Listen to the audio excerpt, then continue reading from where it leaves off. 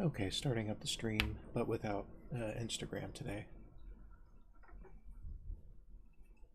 So I'll just be on Kick, YouTube, Twitch, and X.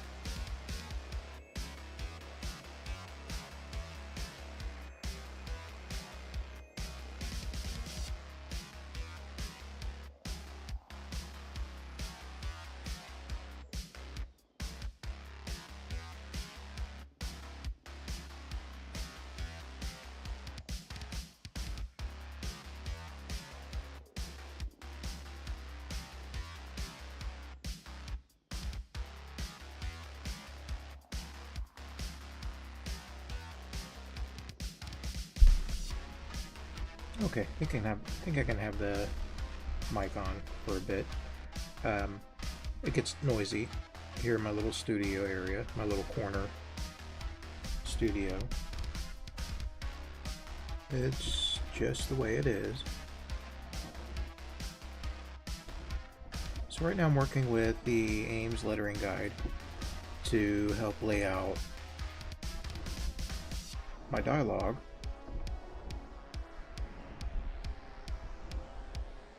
All of my wording besides my onomatopoeia, my sound effects.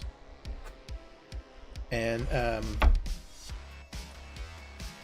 just setting the expectations and a reminder that this stream, creating this comic page, is a little bit experimental, a little bit of development, and wrapping up with a finished comic book page that I can post online and then continue on from there.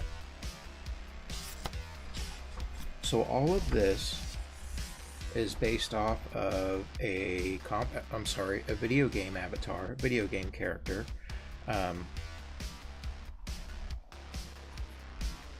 that I am heavily inspired from, that I play in the game Star Citizen, and I'm taking that character idea and creating a science fiction type of comic book story that I'm going to pencil and ink and letter, any coloring if necessary, to make I guess I'm just going to start off with a black and white comic strip that is going to be formatted for mobile devices, and could always be formatted for print as well.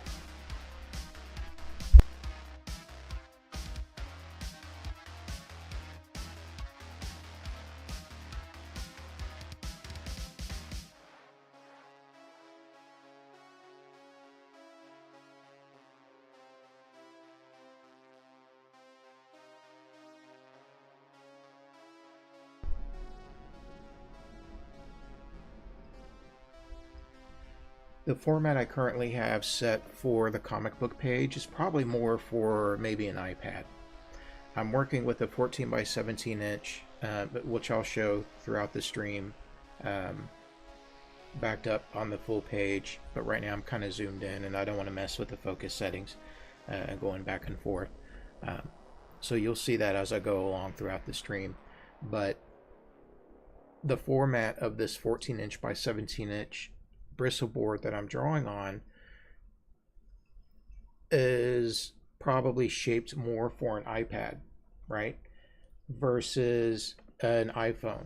So I've taken an iPhone screenshot and looked up all of the pixel dimensions for the iPhones and other mobile devices to get an idea of a vertical layout that's more formatted for a phone. Right now, when I take this comic book page and put it on my phone, I have to zoom in.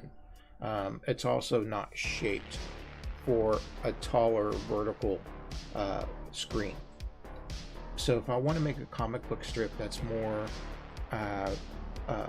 handheld, mobile friendly, then I've sort of laid that out, and I'll show that maybe a little bit later. You know what?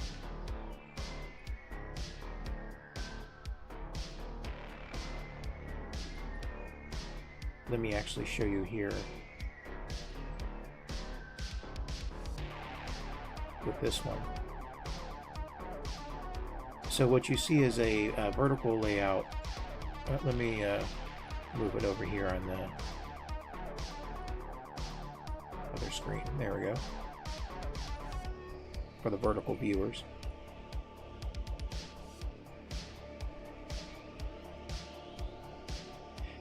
This would be formatted for an iPhone, right? Where I have the top first panel is the title panel, and then 1, 2, 3 other panels underneath. But those 3 panels underneath can always be split into 2 individual panels. So you can have at least 3 story panels, up to 6 story panels. And I think that's pretty cool. With it being more of a comic book strip versus a printed comic book page for a bound booklet, there's going to be less detail. So I've been spending a lot of time putting artwork on this page just to get an idea of what I want it to look like, what information needs to be drawn into the panels to help convey the story, expression, and mood, and so forth, and just to overall entertain. If I don't hit all those marks, that's okay, I'll keep working on it.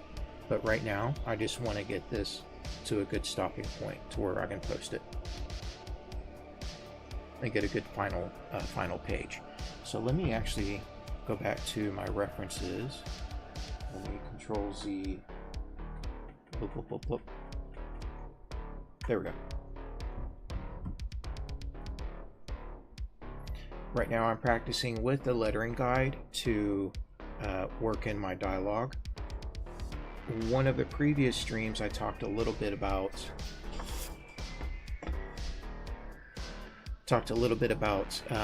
how big I'm going to write all the wording in here for it to be legible on a mobile device. And I did go through and I needed to refresh my memory on using the Ames lettering guide. So I have that setting, and I'll go over that here later.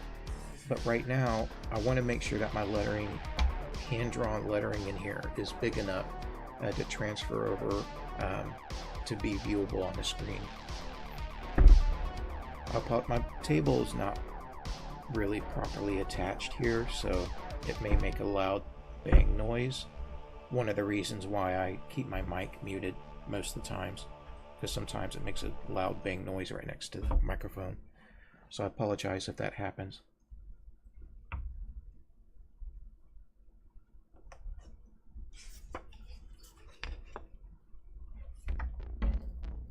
Considering the setting on the Ames lettering guide that's typically used for traditional comic book creation, I'm going to increase I'm going to use the same ratio spacing for those lines,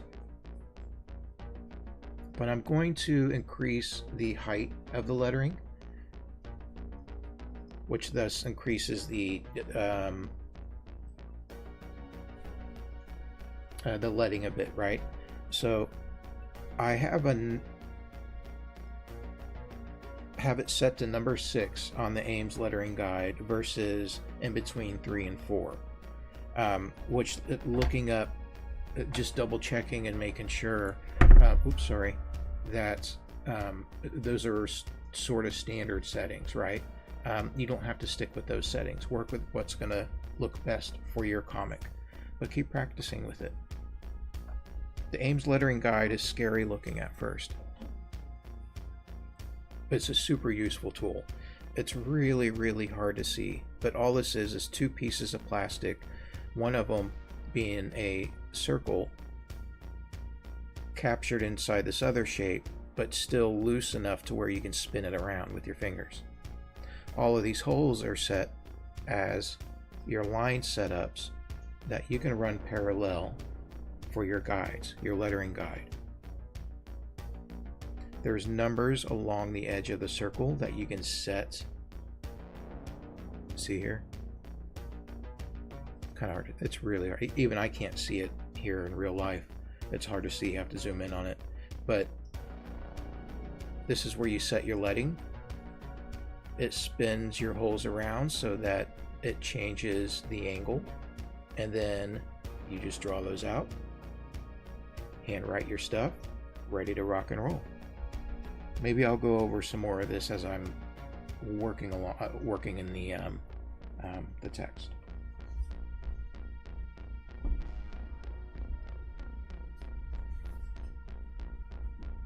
I'll go ahead and keep my mic on for a little bit. So I started off my day right before the stream just writing down some notes, and I like handwriting notes, of course, versus just typing in notes or something, but I went ahead and used the Ames lettering guide set to the leading that I want to use for this page, and so I wrote my notes for that. My first note is panel 3 art. Panel 3 needs some finished up art. Panel 4, I need to change the sound effects a little bit. Panel 1 art. Panel 1 is making sure that I've figured out what I want to do for my background art. I'll be doing hand writing, dialogue, narration, so forth, and then borders for that text, which are the word balloons, caption boxes, and so forth. Those are sort of my tasks today. This is before we get into, that's 5 tasks.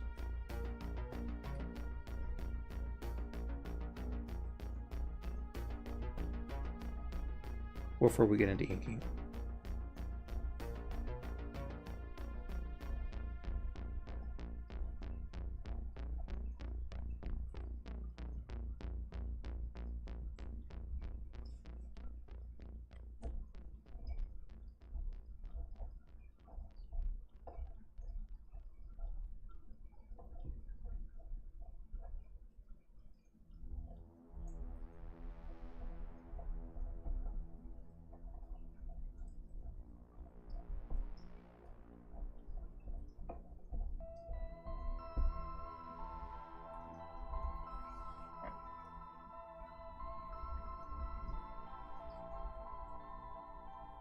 Once you get into the groove of handwriting, it sort of just flows out and you can keep it fairly consistent. But yes, it does take lots of practice.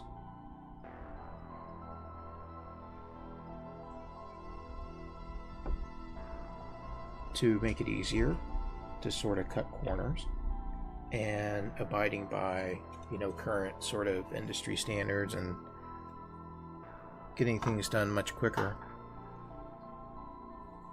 Obviously, I can take this into Adobe Illustrator or Photoshop or something like that, and add in my dialogue, just like I showed on the mock-up that I did, the iPhone mock-up. That's basically all that is. Panel 3 art. Panel 1, 2, and 3. We can start with panel 1. I don't have to go necessarily in the order that I've written it down. I'm going to set my lettering guide off to the side.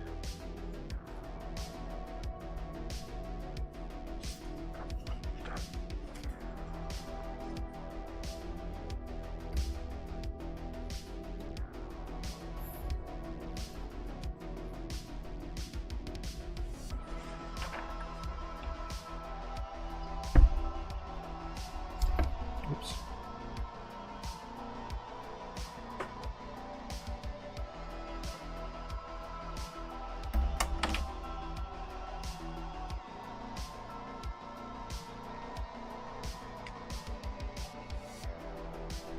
I think I'm going to make a scene adjustment real quick. Let me try something.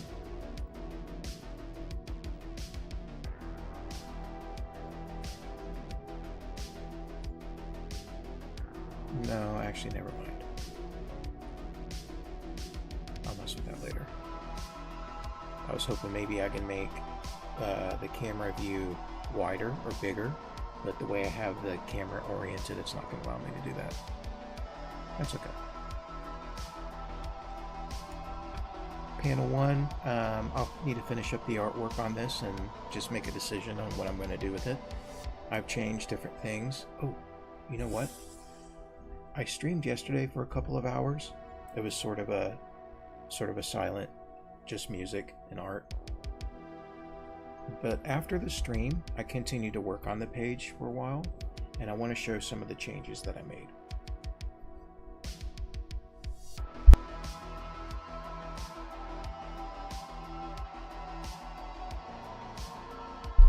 Excuse me.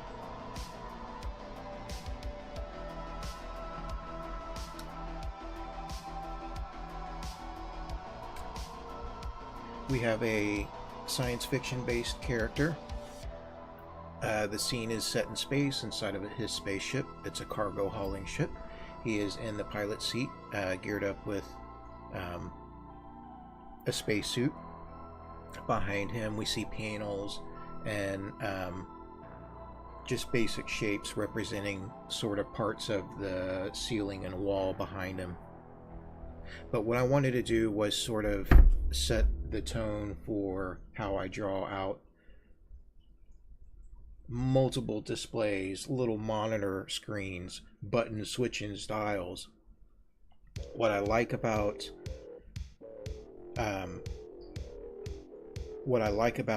this sort of environment is it's a little bit more analog and sort of retro, right? So I want to keep the retro theme in mind by making all of my ship interactions more analog and dial and switch like. So when I draw in the panels, I want to start off with just a big basic shape. Like this is a row of panels and controls. Maybe in a different part of the ship there's a wall, just a tall rectangle of shapes inside of that representing switches and dials and lights and so forth.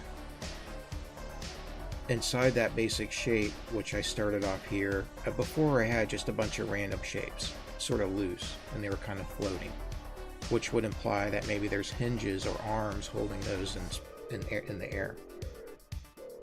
Instead, I'm just going to draw a big shape and then draw smaller shapes inside of that. This being a strip, I'm not going to go through and put a lot of effort into making the most realistic looking control panels inside of a ship. This is a cartoon. I need it to be represented by the least amount of art, so I don't have to put a whole lot of time into it. I erased all this out, and this poor piece of paper has been abused like crazy. It's never really good to erase so much. You need to plan things out a little bit better, but this was sort of a nice experimental page to try out different things that I need to always consider. So simplifying the control panels here and here, where I just kind of sketched them out, kind of arced around in front of them, and then to the side of him. So his seat's going to sit within that arc, that sort of horseshoe shape of panels, monitors, and other controls. Here at the top is what I need to work on. And I've drawn in all sorts of areas that need to be sort of redefined and shaped out. I'm going to do the same thing where I create just one big shape and then start segmenting it off so it's a cleaner look. I also changed the onomatopoeia design. I need to swap out my earbud because it's already starting to die. I've changed the design of the onomatopoeia on this panel. I want the burr, burr, burr, burr sort of alarm sound, but I want here off to the left a mechanical voice announcing out loud that his ship is being pulled out of hyperspace. And then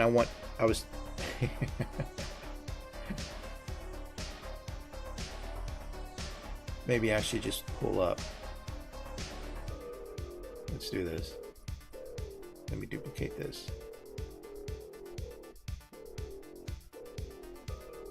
Or let me just grab an image.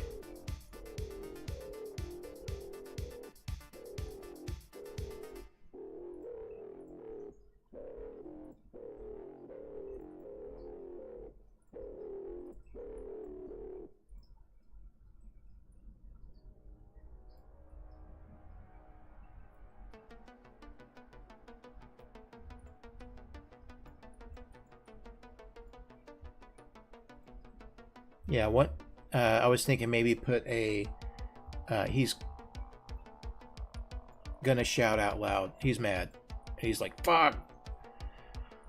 I'm not gonna use the actual F word, but I'll misspell it intentionally because I sometimes say that out loud instead of saying the actual word.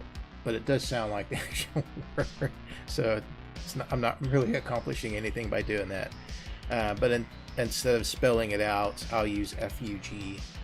And I thought maybe that on top of the mechanical announcement, he's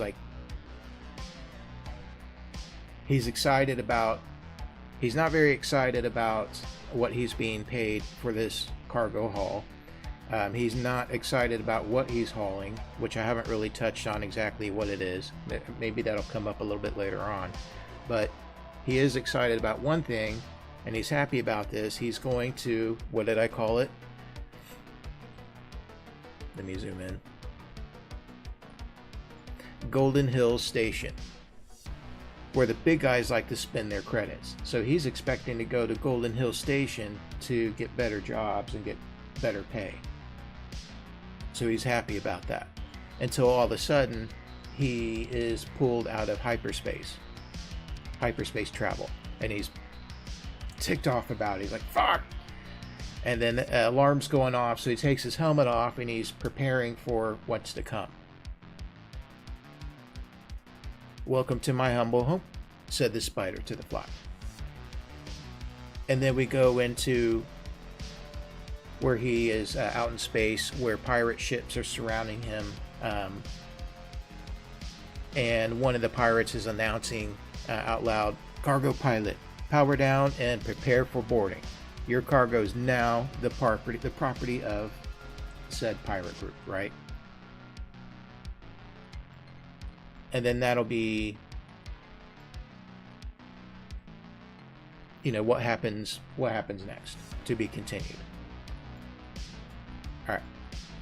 Just to give you an idea of how I'm laying these out, and I'm not going to use the computer text. That's not the point. All this is going to be by hand. For parts of the title, some of that might be incorporated as just copy and paste, but it's going to be the hand-drawn art.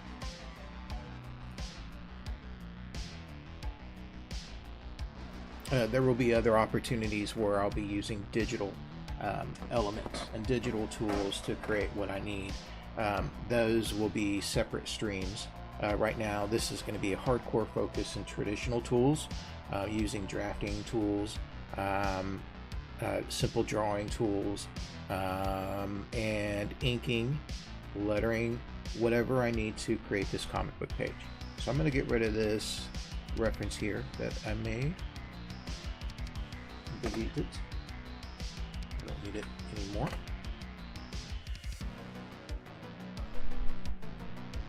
And let's get to it.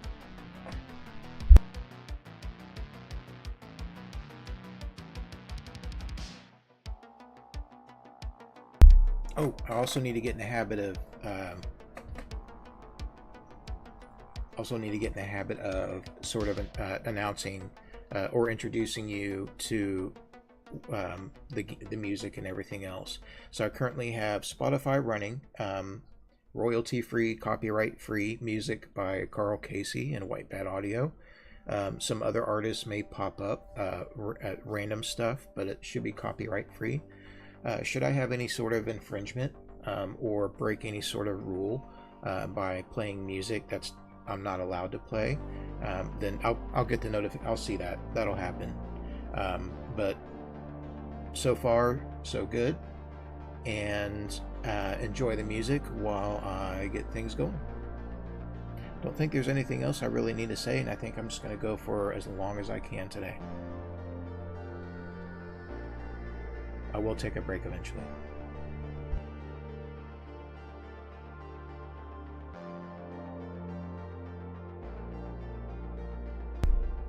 I think I'll keep the mic on and see how it goes.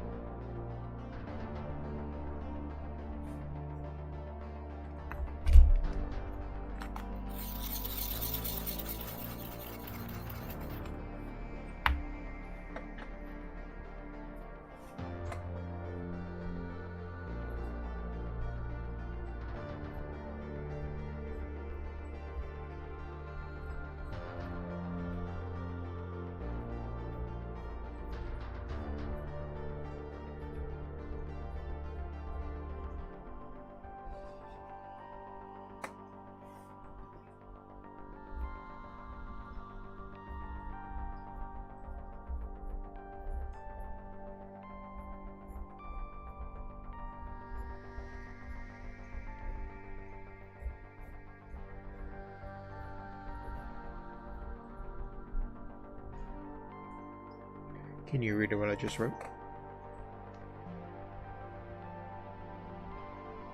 Thank you for being here today. I really appreciate it.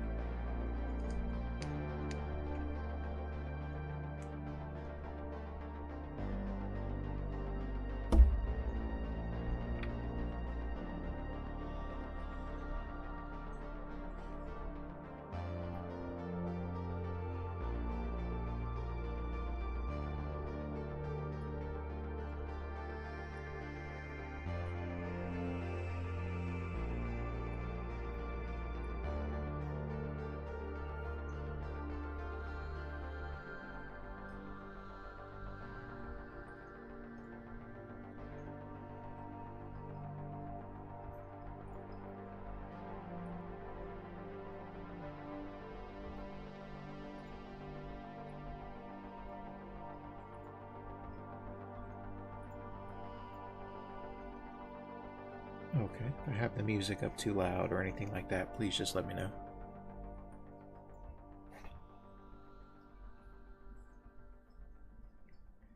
Decontrol is a hardened half-life of a lonely space industrialist.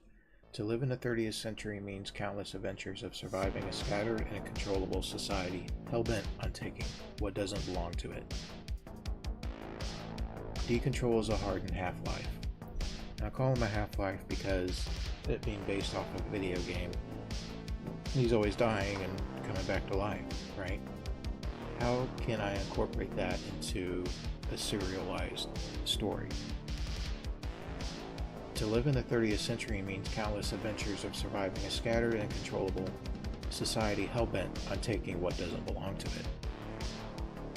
That's because he lives out in space, lives in his ship, is always running cargo jobs, getting caught in the middle of all sorts of adventures that he probably didn't think he was going to end up in. He'll be heroic, he'll be non-heroic, he'll be, neutral. He's like that because that's how I sort of play him. So Mission Decontrol is a play on my role-play game avatar.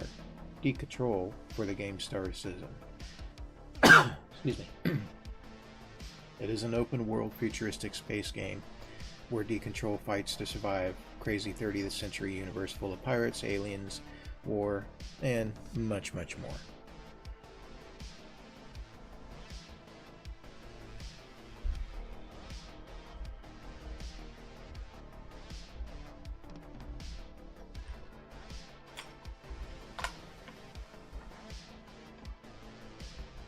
So I think I'll go ahead and write that out because that's going to be for the caption box here. And I have to consider how much space I'm going to need. I'm going to go ahead and use this as an opportunity to draw that out. That way I can finish up with whatever negative space is left to work with. Maybe I don't need to put anything back there. Similar to some of these other panels, there's not much to the background. Oh, I forgot to mention down here in this one panel, I may have gotten myself sort of backed into a corner here. I thought this was enough space for this dialogue. I'm afraid that I have the box a little too narrow, so I didn't quite give it enough space. So I think I made a mistake here. Not a big mistake, but It may not quite fit properly, but we can make it work. I do not want to go through and redraw all that. I could, but I don't want to. I like the way it is for now. I'm just going to leave it.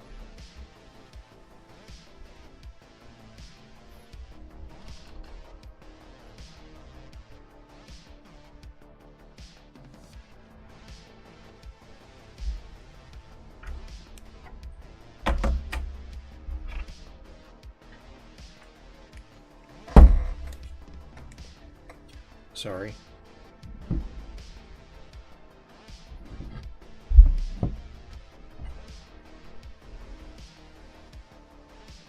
Go ahead and erase that out.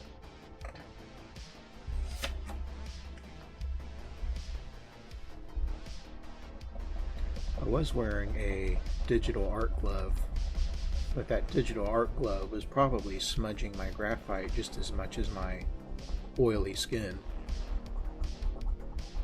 I'm not that oily, but a little greasy, but not that much.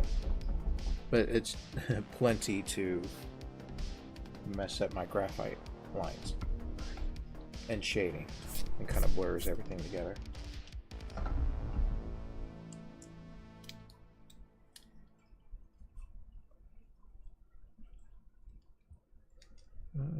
Let's see.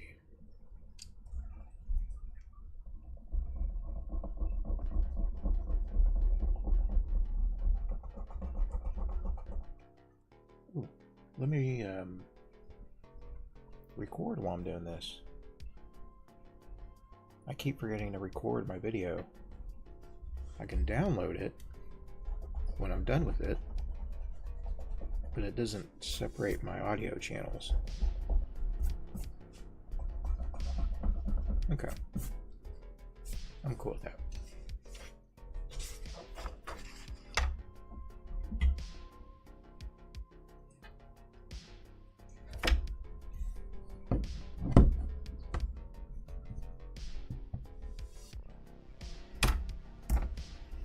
I need to stand up for this.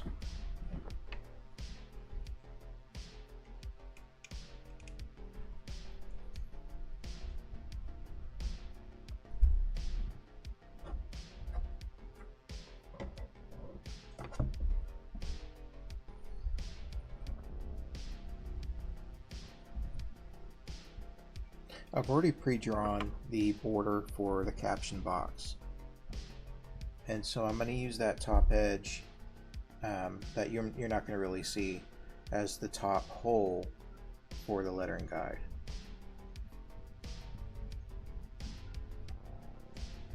This top hole going to the next hole represents the space in between, which is called the leading. So this is the leading space.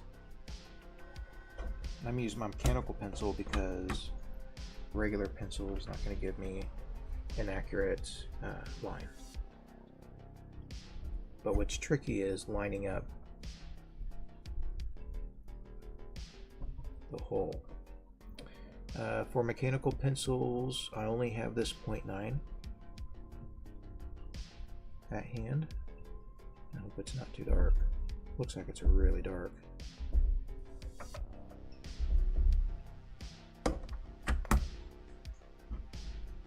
I'll go ahead and use my regular pencil. Since it's lighter, I just have to be really careful.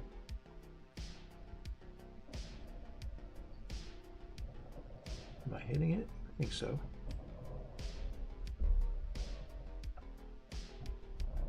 I'm skipping that one hole because that hole represents a lowercase.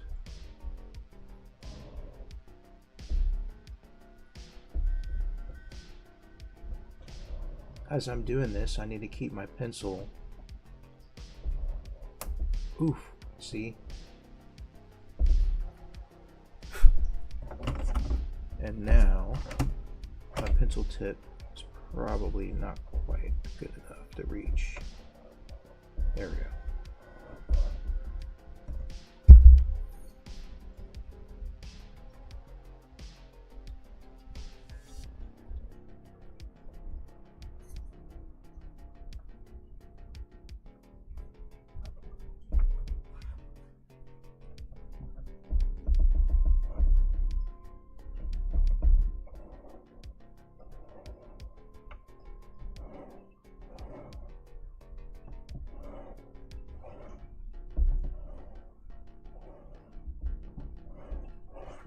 All right,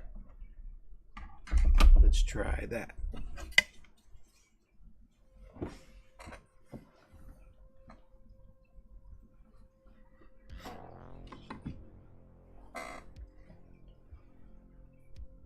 Let me sharpen my pencil. Actually, sharpen it this way.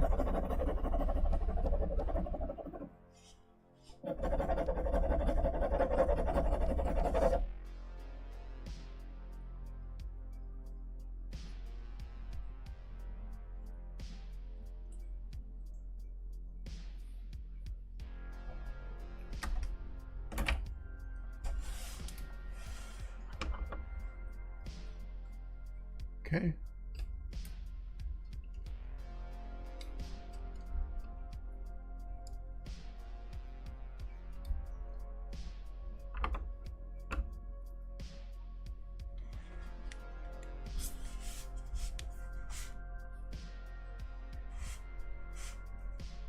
We have this top line, which is the top edge of the caption box.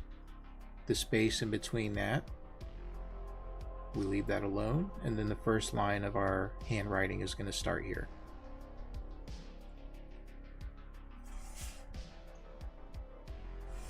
Let's give it a shot. I'm going to be very gentle with using this pencil. It's already a sort of soft, dark pencil.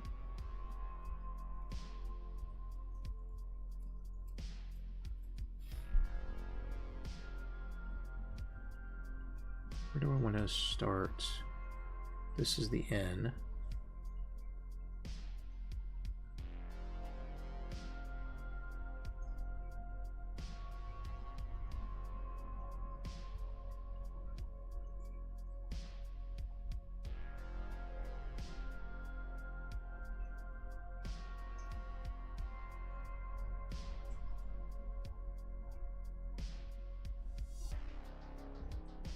Always kind of nervous at first, but once you get going, it comes out.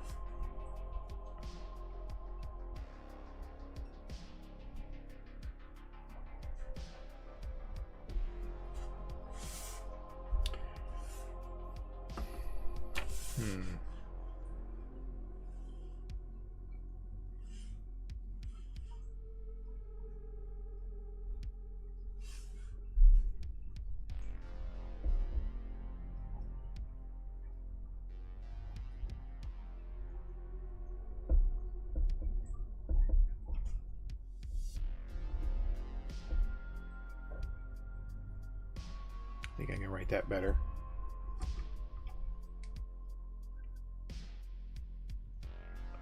Hello, how you doing today? Is that Ira? It's hard for me to see. The screen's kind of far from me, from my face here. I apologize if I didn't pronounce that correctly.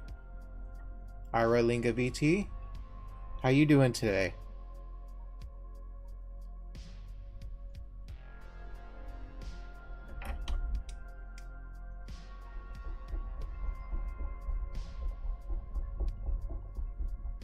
I'm going to redo this. I think I can space the characters out a little bit better. I gotta be real careful here that I don't erase my guides.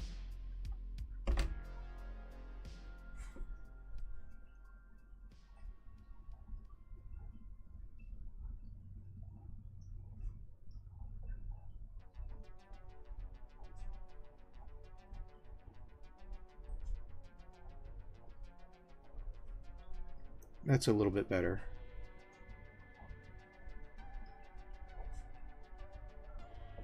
Doesn't allow me enough space to include hardened. H-A-R-D. That would run into his mohawk.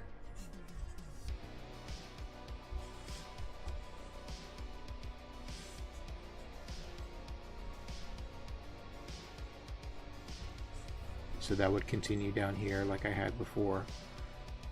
So hardened half-life of a lonely space industrialist.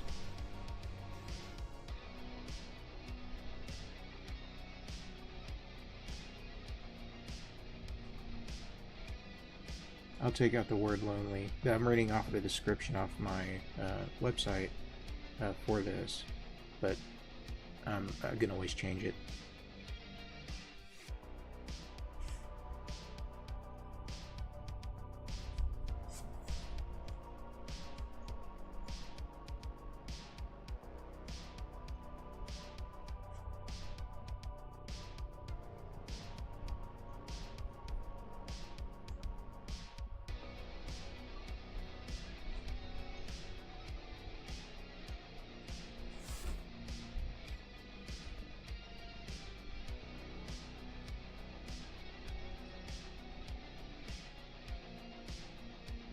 If I really needed to take him out, I could.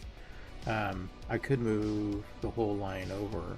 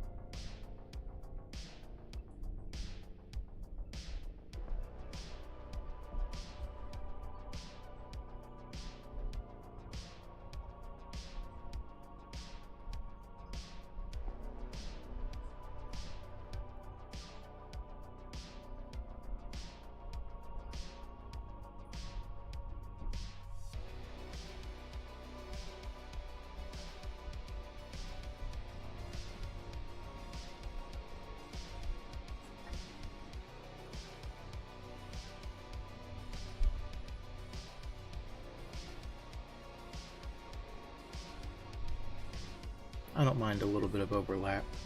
Okay. So this bottom line would then represent the bottom edge of my caption box border.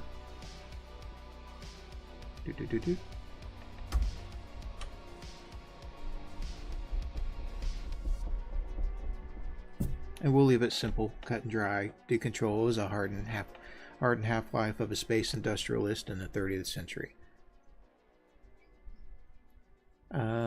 I considered also, maybe off camera there, I considered also underneath his cargo ship, caption box underneath there with some sort of description. I'm just going to keep this for now. We'll try it out, and then for the next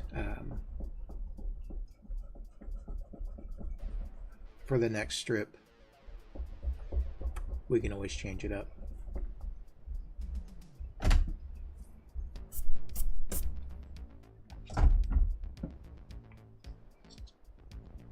So this word here won't fit.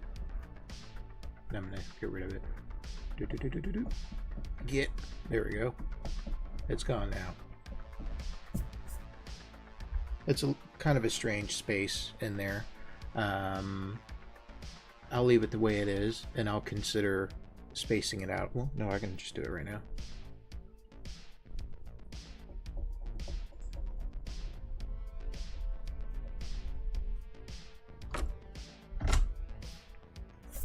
Using my brush to get rid of the eraser shavings instead of my hand.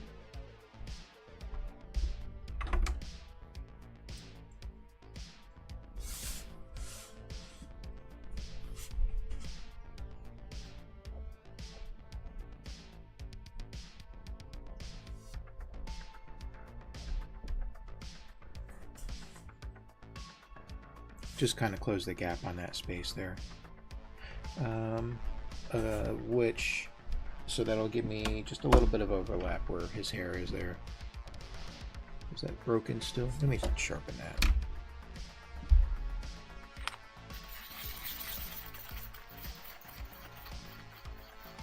So definitely don't use this pencil with the lettering guide.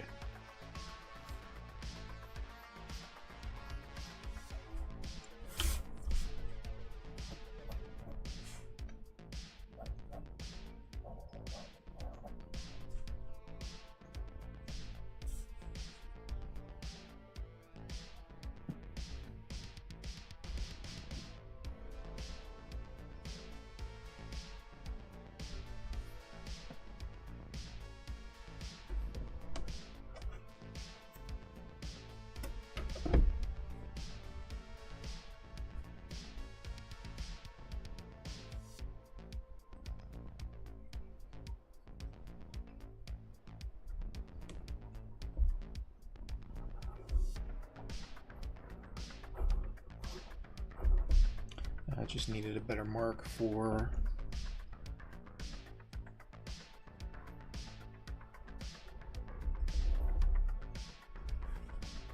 those edges.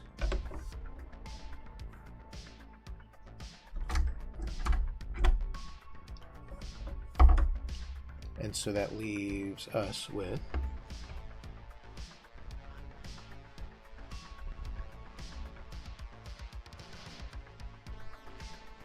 our negative space, which we kind of look at the same time that we're, sort of like we would look at the positive space and whether, that works out. What's going to be in the negative space is basically black. It's space, so a space field, and so there will be, some maybe white splatter for star effects. Since this will be just black and white, it doesn't have to be a complexity of stars or patterns or anything like that. Originally I had like a planet behind them and a space station, but decided to put this caption box in here, right here, which covered up the space station, so I took that out. Just a side note, this is a space character. This is a pulp science fiction story idea that I'm working with. This is the first comic book page. That's its own individual strip. So a second page would be a second strip, similar to a newspaper comic strip that you would see. A serialized story, serialized story that we'll start off with this character and just do something short, a couple of strips to try it out. But he flies a cargo ship as one of the many ships that he'll get to fly. His main ship and his main job in the 30th century is to haul cargo.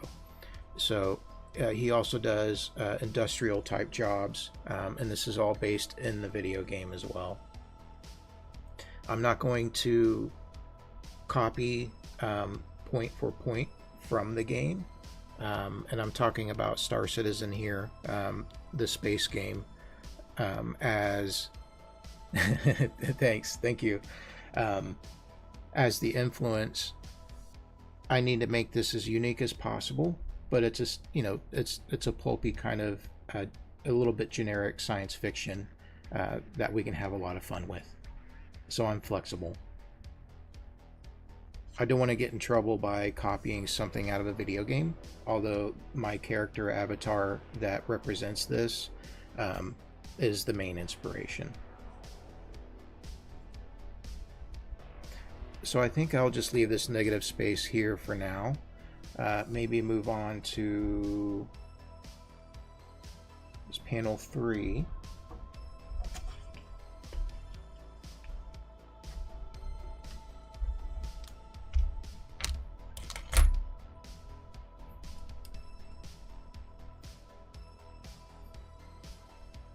So we were just working on the title panel, and that title panel, oh hey, well, hey, thank you so much, I really appreciate that. So our title panel here, panel 1, which will have just a blurb about the description of the story and character, and that says Decontrol is a hardened half-life of a space industrialist in the 30th century. And I use the term half-life because since it's based on the video game, he's always dying, coming back to life, restarting, so forth. The first part of our story panel shows Decontrol in the cockpit of his ship. Wording that I have here for the caption box represents his internal thought, and I've already changed it up a bit.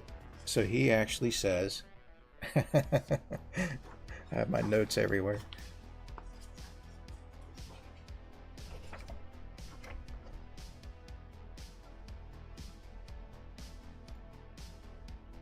He says, taking a job in space means crap for comp, or cargo that ain't worth the trouble. The next panel, I gotta switch back and forth here. The next panel is a view from behind. We'll see a weapon attached to the back of his pilot seat, and we'll see all the display panels, switches, and control boards for his cargo ship. And then here he's still in his internal dialogue, sort of complaining about his situation a little bit.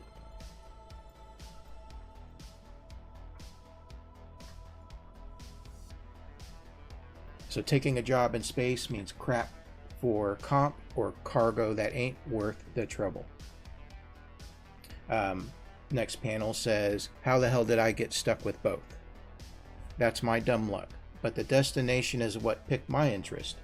Golden Hills Station, where the big guys like to spend their credits. You can't wipe the smile off my face right now. And then it goes to the next panel, where alarm goes off with onomatopoeia or sound effects, and then a mechanical voice warning Decontrol that his space travel's been cut short because he's just been stopped by a band of pirates.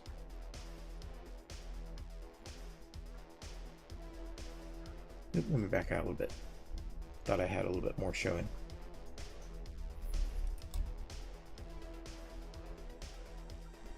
He's upset by the fact that he's being stopped short. So it's funny that, you know, he's saying can't wipe the smile off my face, and then all of a sudden he's being sort of pulled over. And in the next panel, he's taking his helmet off, and he's saying to himself, "Welcome to my humble home," said the spider to the fly. And our next panel shows his ship being confronted by pirate ships, and then the pirate announcing out. Cargo pilot, power down.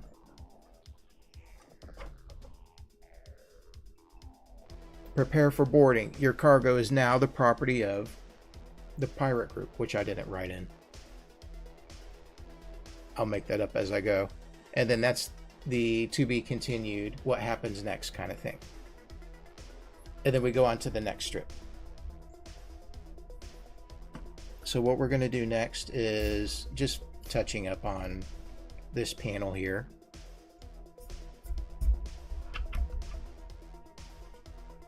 This is the first page for this sort of story, this sort of thing. This whole page is experimental. This whole page is practice. I'm going to make a lot of mistakes. And what's funny is I've abused this bristlepboard paper to the point where it's starting to turn to fibers. So I need to be real careful about that, because when I go through an ink on top of it, it won't hold my ink very well. So I need to wrap up on drawing things out, which is what we're going to do here. Simplifying the shapes for the control panels. That way it's easier for me to identify for inking. And then after that, we'll fix the onomatopoeia on the next panel. I'm going to keep these papers out so my hand is not smudging my graphite.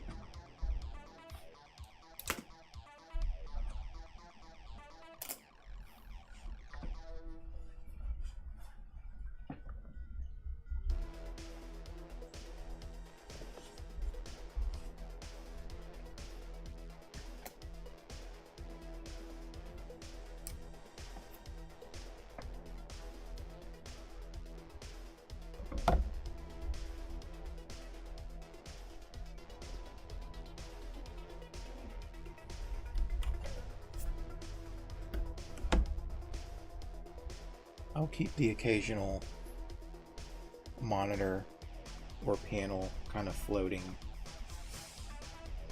but sort of repeating what I was talking about before earlier in the stream, where I changed up these art panels a little bit offline.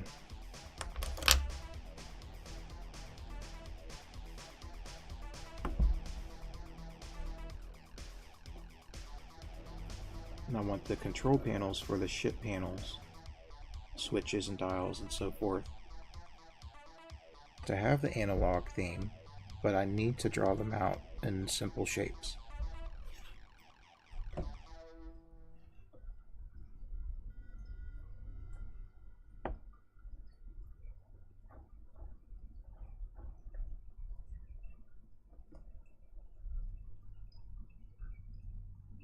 So while I may have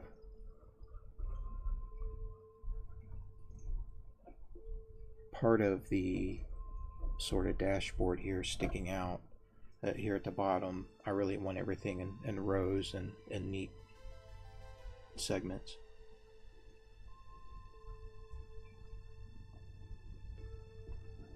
So I'm just going to spend some time sort of redrawing these out a little bit.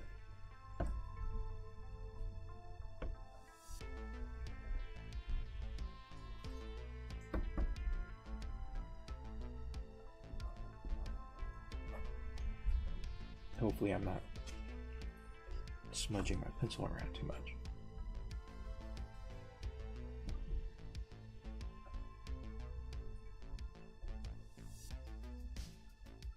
I like the panels up here. The spacing is kind of tight.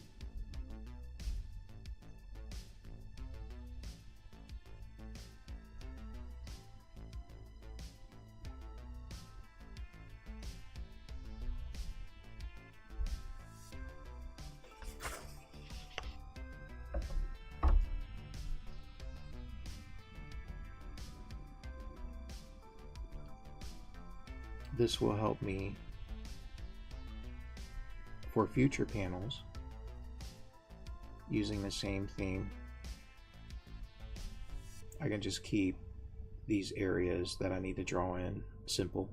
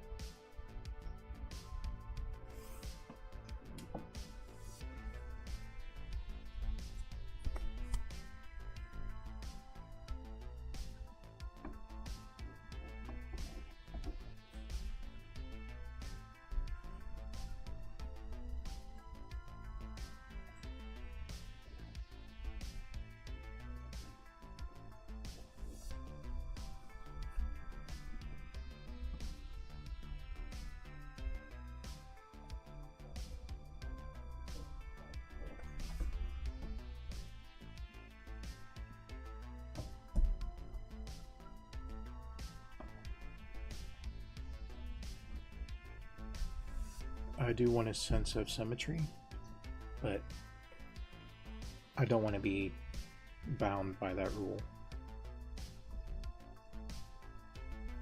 So I do want to break it up a little bit.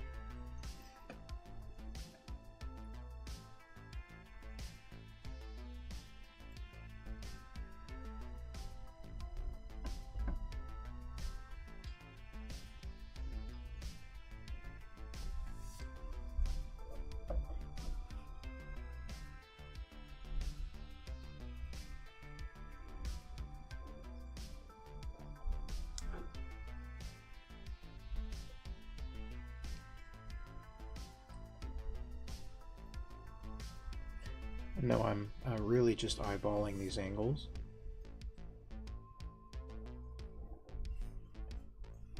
Which, you know, I'm okay with. It doesn't have to be precise, but I don't want it to look wrong.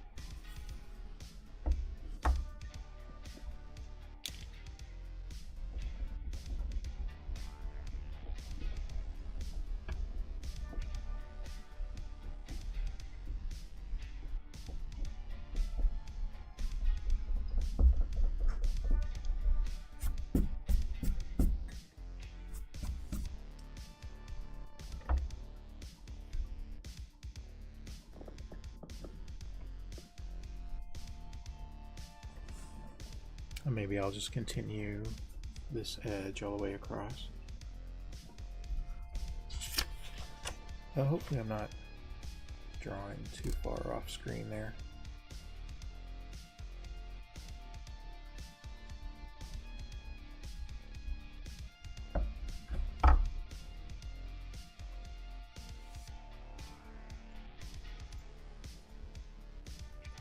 Do a quick check on all the streams, checking on YouTube, checking on Twitch, checking on Kick, and checking on X. Instagram had stopped working, so I had to cancel that one for today. Well, I'll try Instagram again tomorrow. Eventually, I'll get TikTok going. And wherever else I can sneak into. Let's use this.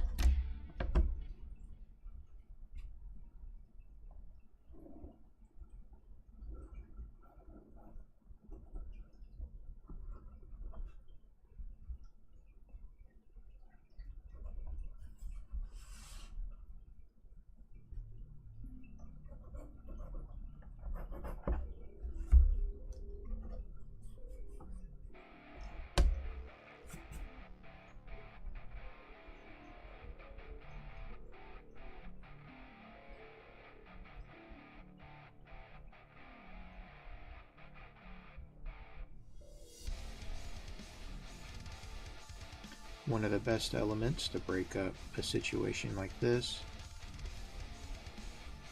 is to incorporate hoses, cables,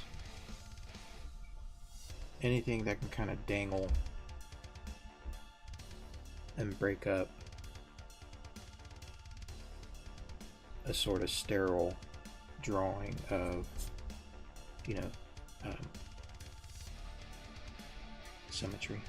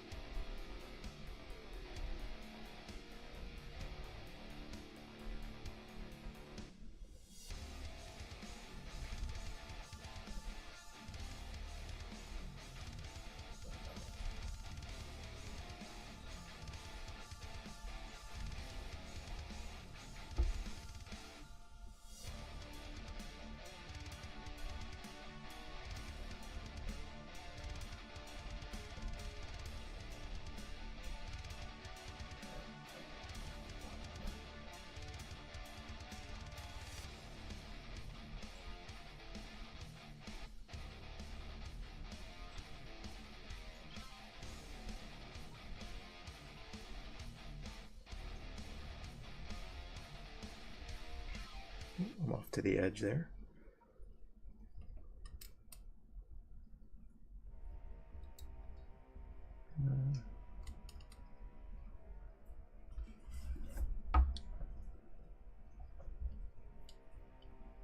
I know there's going to be a caption box right here, so I'm not too worried about two caption boxes. One about right here, so you will see some stuff here, and then a smaller one down here. So I'm not too worried about what's going on in here. Oops, sorry. In fact, I should probably stop here with it because I know that's going to get covered up, and go ahead and draw in. Like I have one caption box here, which is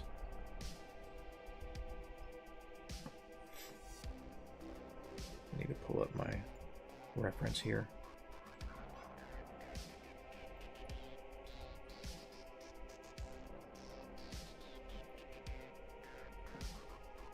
So before this, taking a job in space means crap for comp or cargo that ain't worth the trouble. Next is, how the hell did I get stuck with both? And that's right here. How the hell did I get stuck with both? And then over here on the right side, that's my dumb luck. But the destination is what piqued my interest, and so forth. Comp being compensation. And I didn't want to write out all of compensation. So taking a job in space means crap for comp. Just sort of a shortened name for how he would say it. Okay.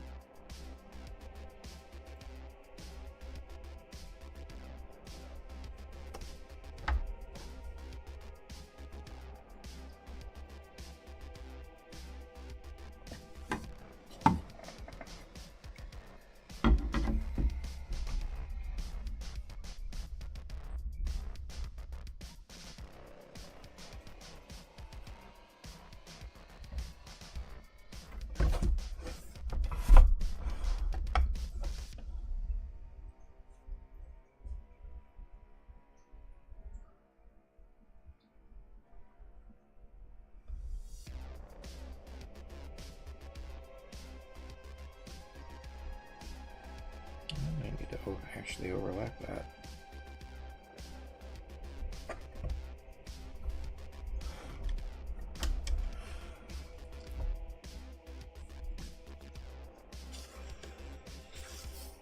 Do I have it written out?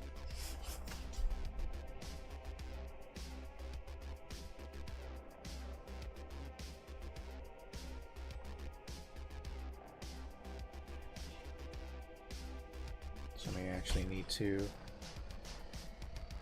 take this whole chunk.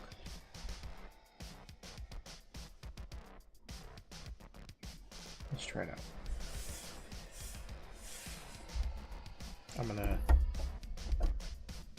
Let's do a quick test. I'm gonna trace out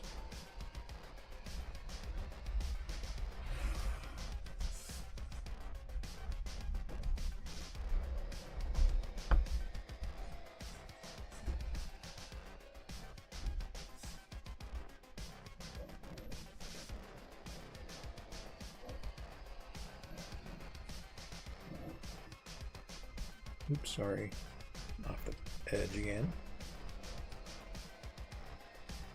Do a focus check. I think it looks okay. It's going to be a little bit light, what I'm doing right here.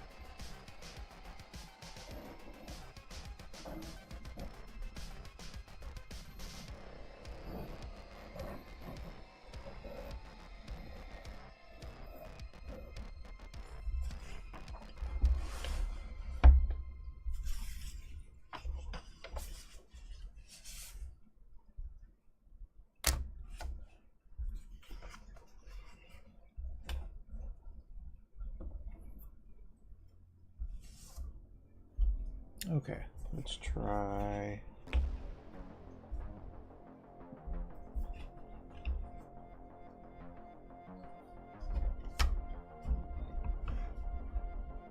Let me camera here.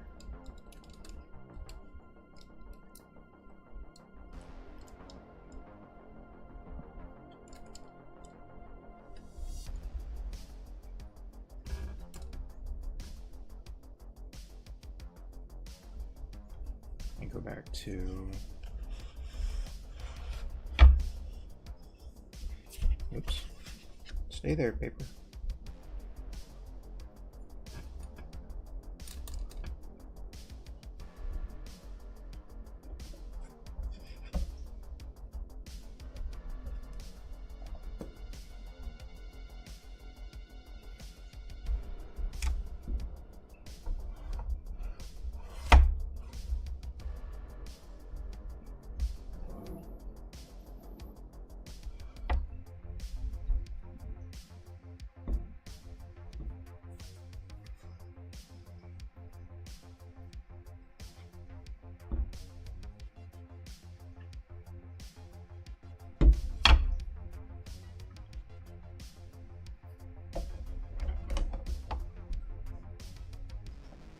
All right, so I'm going to draw in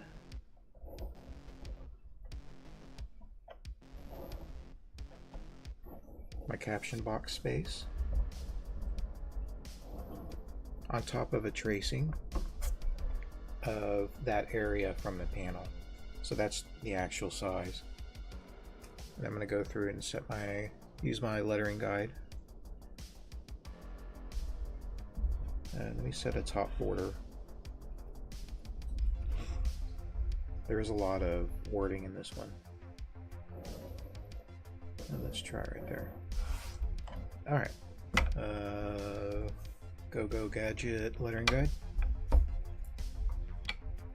Hopefully we can see everything okay.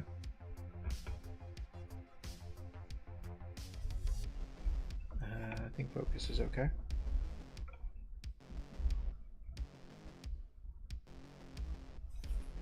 I'm going to line up my top caption box border with the top hole. I'm just going to do a little gentle sketch to make sure it's lined up properly. I'm going to go to the next hole.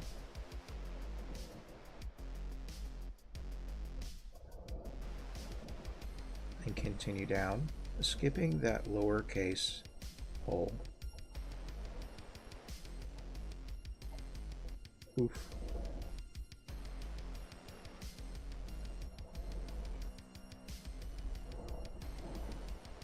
Okay. Need to go again.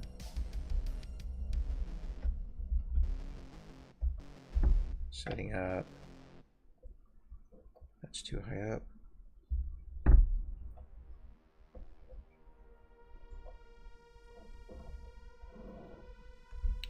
That'll work.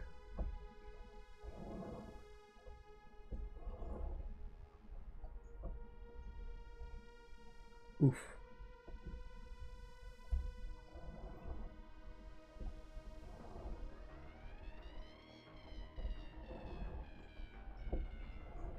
Ooh, that's that's almost perfect. So down here, I may need to skip this. Make sure I don't reach down all the way there. So let's go ahead and write in our internal dialogue. Our thoughts.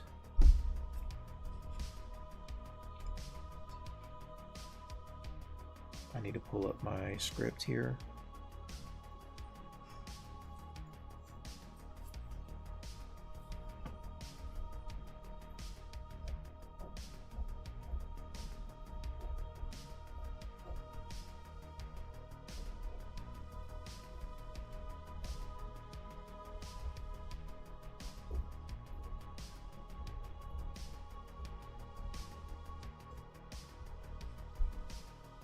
Oof, I really want luck to fit here. Shoot.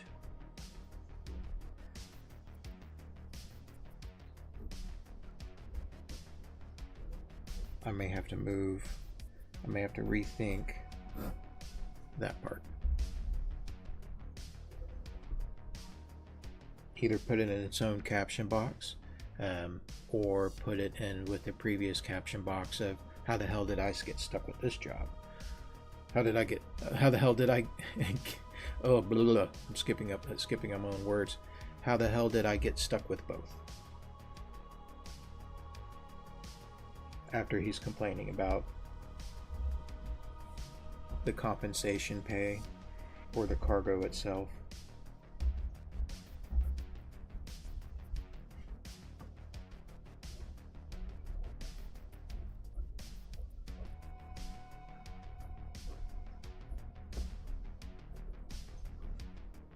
I have a feeling this isn't going to work.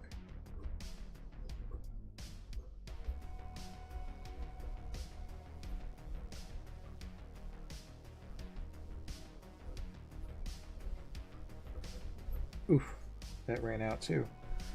Oops, sorry.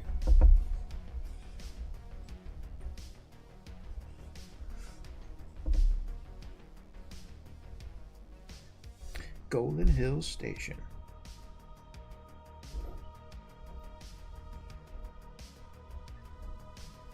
There's more to this story than I'm not letting on.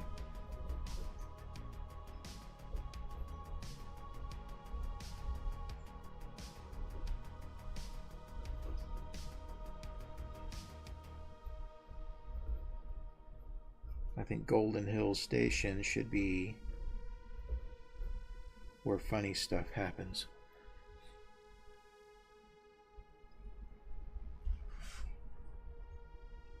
Which is why you find the big rich people spending their money there. And he's hoping that he can get a better paid sort of job or contract by going there.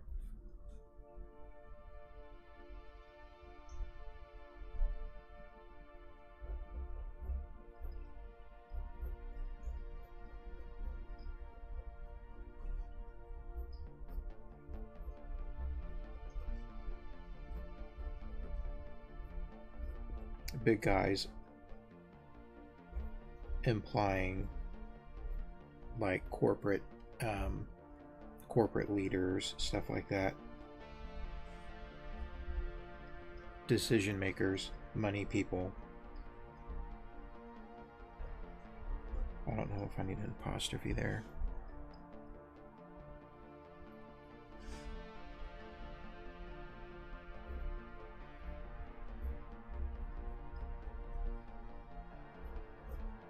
And I'm going to say like to flex their credits.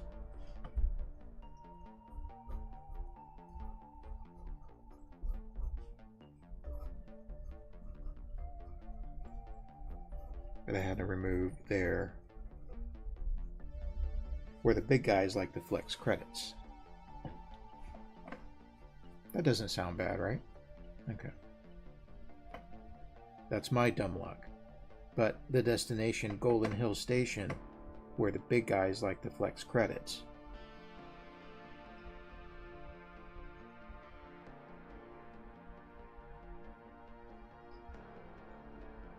Oh, I see where I went wrong. I forgot. But the destination is what piqued my interest. That's my dumb luck. But the destination is what piqued my interest.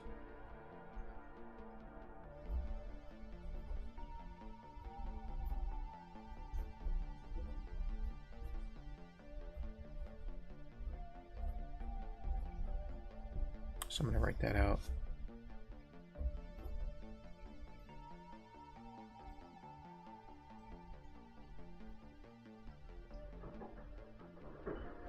Yeah, so definitely need more space. Whether I need to separate out the caption box into different ones.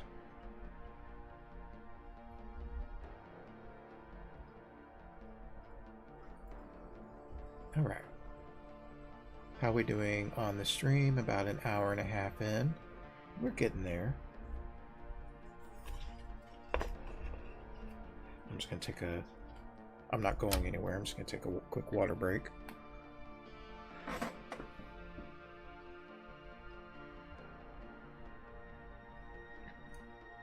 So I could always do this again and write it out again just to make sure it fits.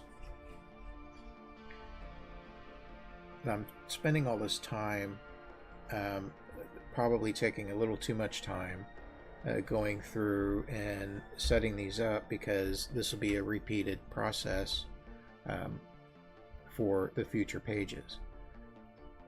We'll tighten up that process as we go. It won't take nearly as long, to the point where we should be able to get, a page drawn out, for the stream. May not be able to do inking on the whole page during that same stream, but we should be able to draw it out, sketch everything out that we need, with enough detail to probably go straight into inking. While inking, additional detail can be incorporated into the drawing, but that's because I'm sort of doing each step. If other artists were coming in and collaborating on any sort of step in this process, I would need to do a better job, a cleaner job.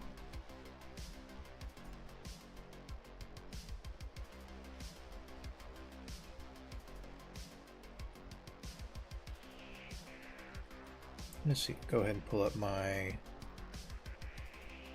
focus settings for this camera real quick while I'm just chilling out here for a moment.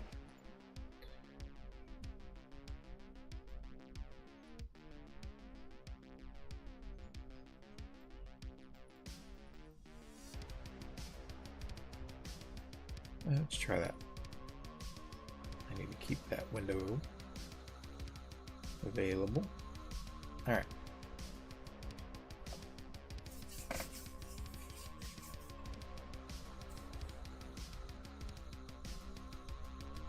I wish this was a little bit easier to see on a stream. Unfortunately, I'll need to work with what I have here.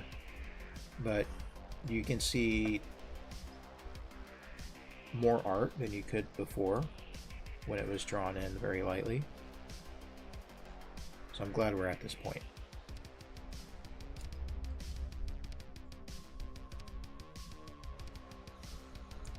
Just to show a whole page view here. And I'll straighten it up for the stream. Let's see if I can get my camera up further. Nope, probably not.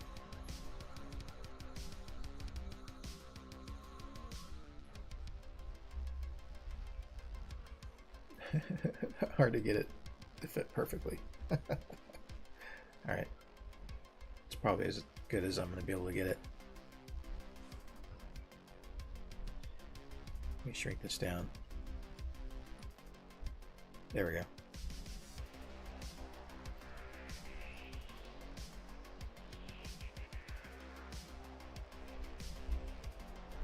Okay, and keep it in mind that, this gets shrunk down for a mobile screen size. Again, this format, 14-inch by 17-inch, would fit better on an iPad screen or a tablet screen. And if I wanted something that was formatted specifically more for, let's say, like an iPhone or something that's taller, in portrait orientation, I could actually draw in 2 columns of panels for 2 separate strips on this one sheet of paper. Because an iPhone format, and I keep saying iPhone because that's what I use, but for small handheld devices, it's going to be a very narrow column. In fact, I'll show that again. Can I share?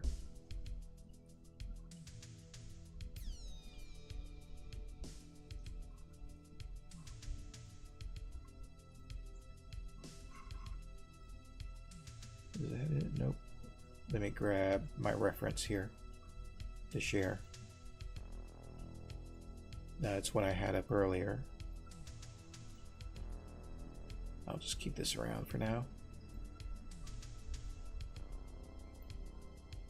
This fits perfectly on my iPhone. If you're watching the vertical stream, let me adjust that.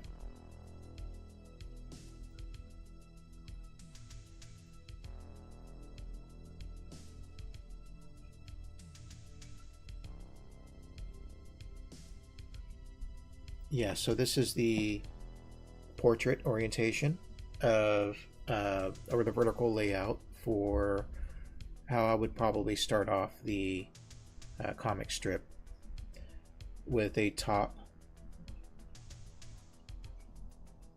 panel representing the title panel. The 3 panels underneath can be split into 2 panels each, so I can get up to 6 story panels. The bottom panel, but it's just really how I want to tell the story, with those 3 or 6 panels. So that's intentional, so that when you look at it on your screen, you can push up and then it scrolls down. If you've ever read a comic book, when you flip to the comic book, you open up a comic book page, you see everything, even the last panel. So it's sort of spoiled a little bit, but you still read from top left to bottom right in the States. Not everywhere in the world, but this is meant to be from top to bottom. Anyways, yeah, so what I have, let me hide that. Boop.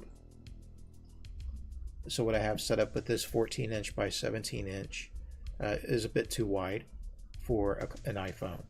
So when I look at this on my phone, there's too much space at the top and bottom, and I have to pinch zoom to bring it up. But again, an iPad tablet dimensions, I think should work out okay.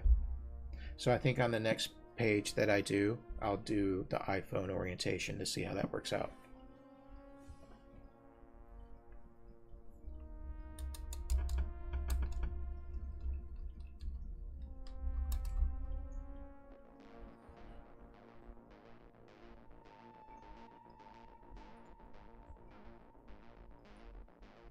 Doing a focus check.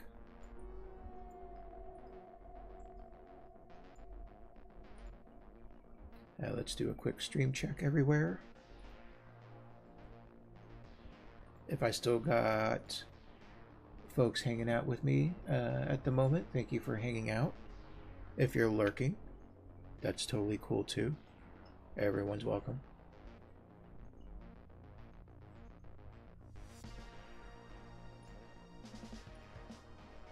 Looks like Twitch is good, YouTube's good. X is still rolling, and Kick is still rolling. Oh, you know what? Let me refresh Kick. It's got a black screen.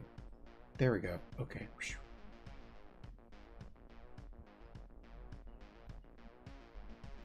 All right.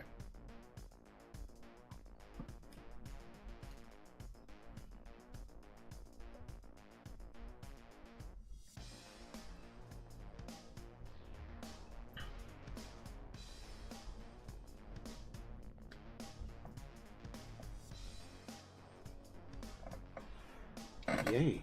Happy about this and how this is coming out. If I started this again, I'm going to start back up here, go back to drawing here in just a moment.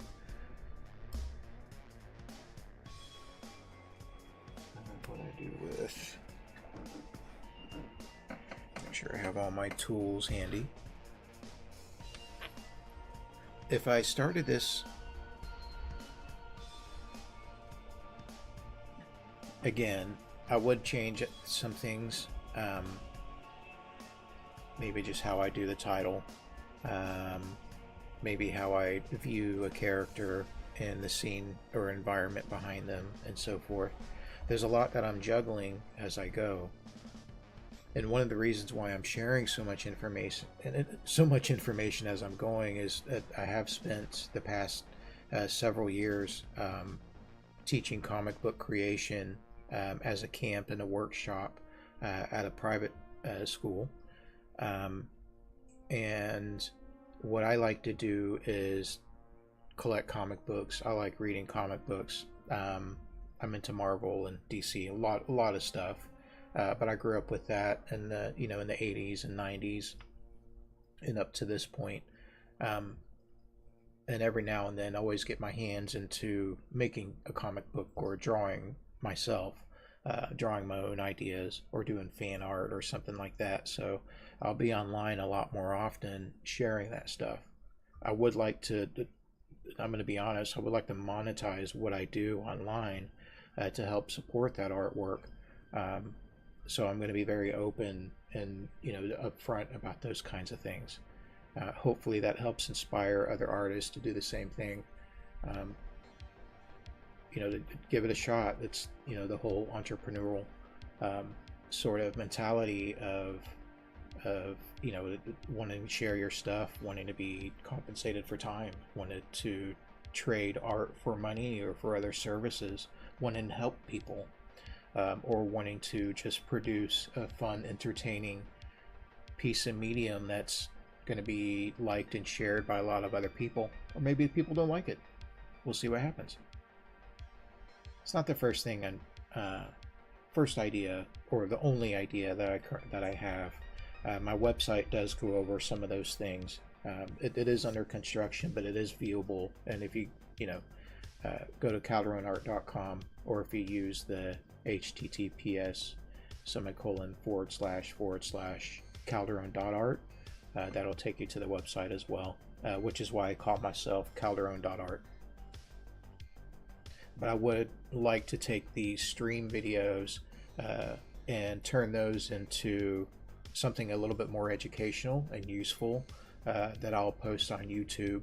YouTube being my main channel for posting video after my streams, which the streams I'm going to broadcast to as many places as I can for now until things sort of pick up.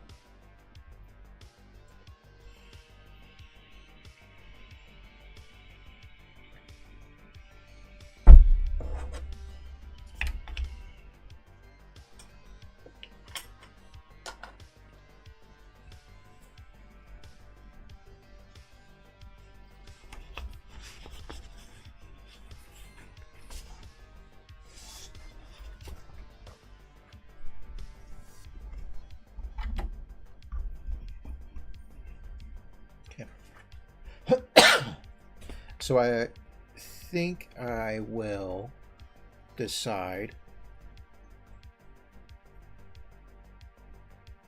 Let's go ahead and bring that image back up. I think I will go ahead and decide on putting the internal dialogue. That's my dumb luck. That's over here on the right, and bringing it over to how the hell did I get stuck with both?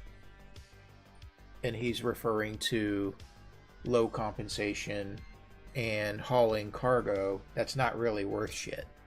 Pardon my French.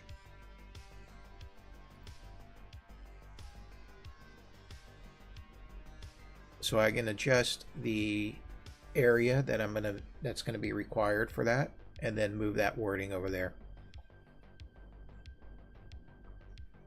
I'm going to go ahead and let me hide that. Then I will go ahead and set up, excuse me,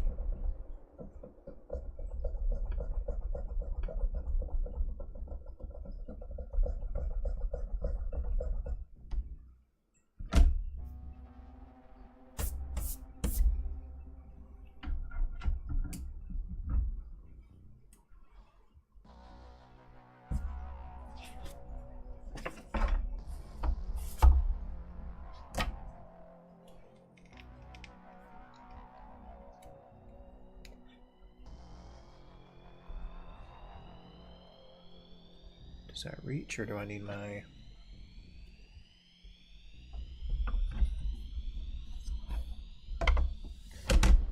guess I'll need my T-square and 45-degree triangle.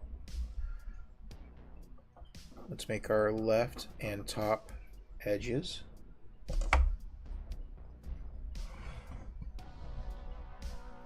For this caption box. How far am I going to go with this one? Let's just keep it there. Let me clean this up a little bit better. Could do a better job. I could have done a better job of just not making a mess, right? I'll do better on the next ones.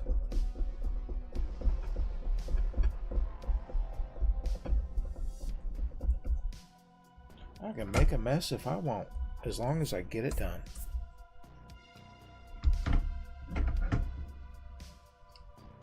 Ouch, I just poked myself with the pencil there. Alright. Paper straight on the board, T-square. It's lined up with the board. Oof.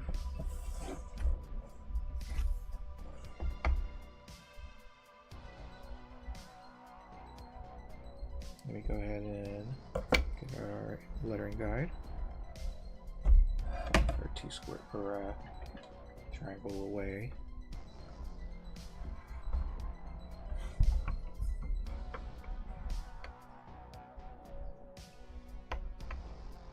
I'm going to line up with, ooh, let me zoom in.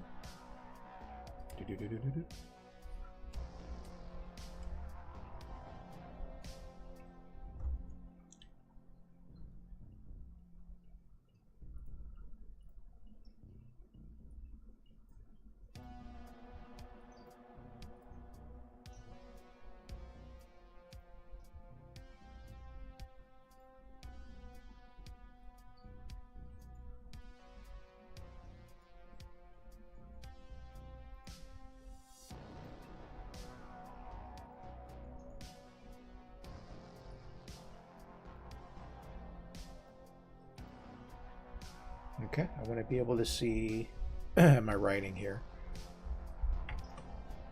So doing a focus test and making sure I can read little wording helps me ensure you can see what I'm doing here. Alright, do I have that lined up? If you look right here, I have this hole lined up with the top edge of the caption box, and right here is a space. So I'm going to use this next hole, skip this one right next to it, its neighbor, and I'm going to move on to this one. So if you see a little arc right here drawn in, here, and here, that's because that is my line and space for my text. We're going to skip this one neighbor next to that first hole on each set because that's for the top edge of lowercase characters. I'll go ahead and just continue using my regular pencil here. I want to make sure that it's hard to tell if it's actually lined up or not. Visually, it may look like it is, but it's not. And it seems like it needs to go to the top there. There we go. Good enough.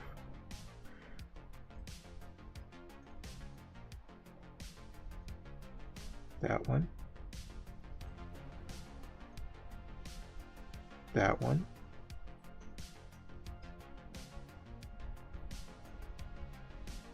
That hole. That one there. This next one. Now go ahead and put in this bottom one. I don't think I'm going to need any more than that.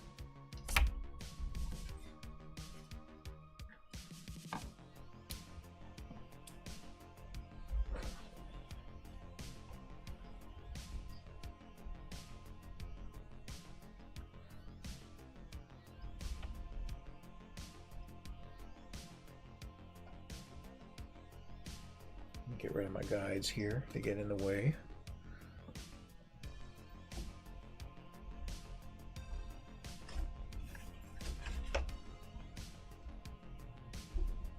I throw these papers around so my arm resting on the paper and where I've drawn doesn't smudge any of the graphite.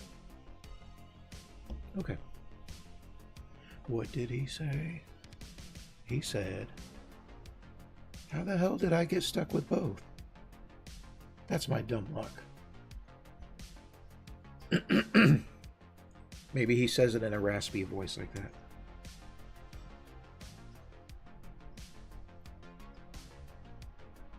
Over space. It seems like that gap is. That's okay. Let's give it a shot.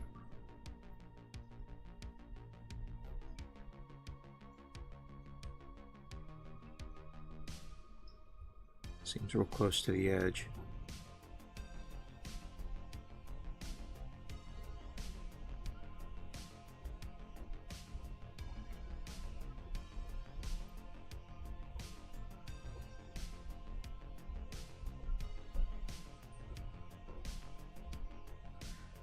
How the hell did I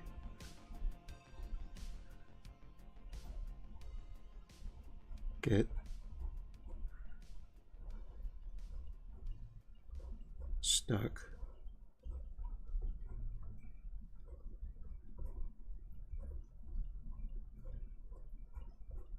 with, see, that's going right to the edge.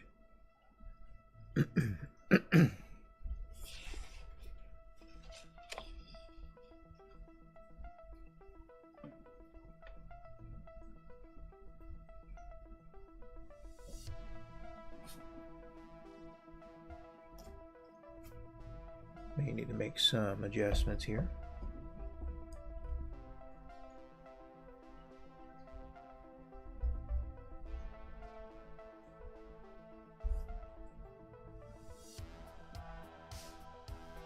And it looks like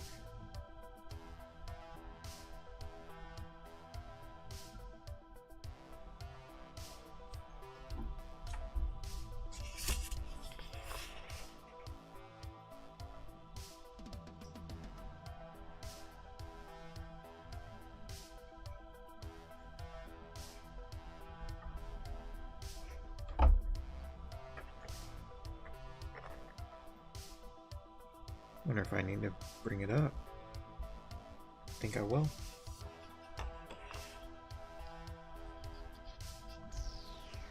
Let's do it.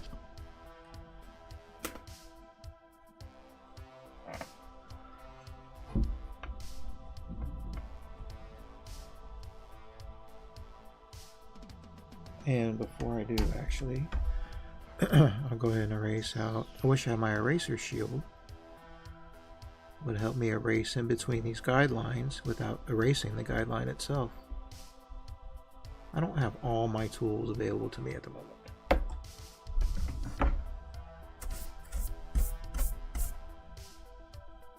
But I will get them one of these days. Let's go ahead and erase this part too.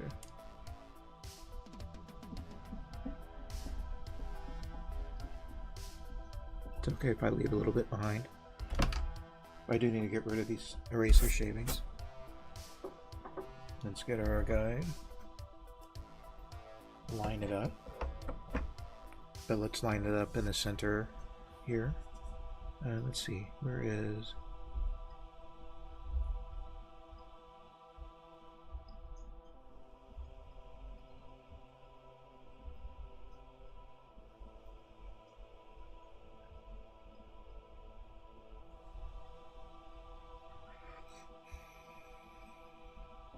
that's the space.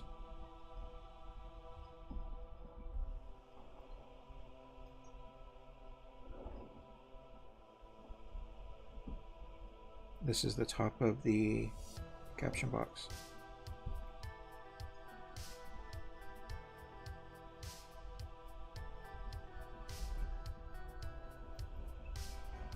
I may need to put a separate, let's go ahead and write out box, I may need to separate the lines. I don't want to, but I may need to.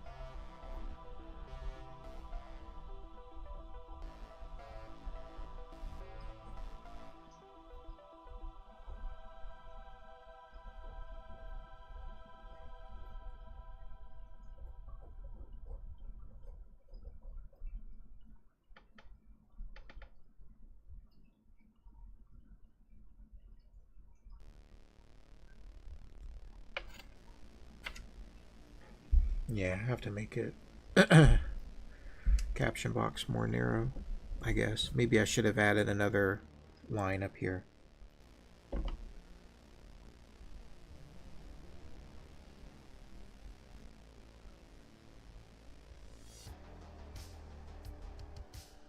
What if I just reword it to how the hell did I get both? How the hell did I get both?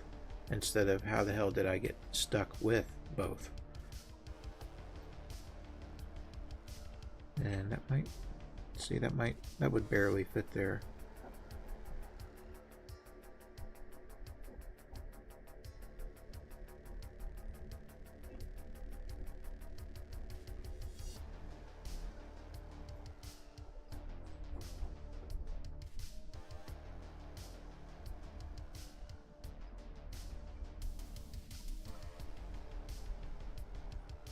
He's really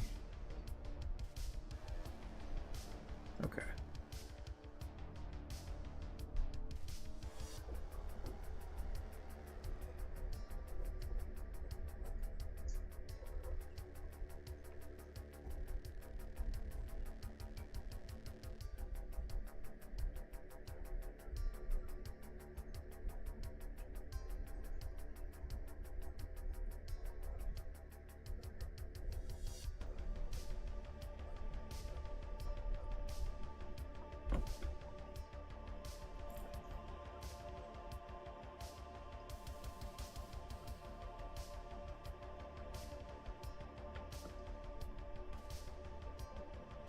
I think I will allow that. That's pretty tight. I should have added another line up here.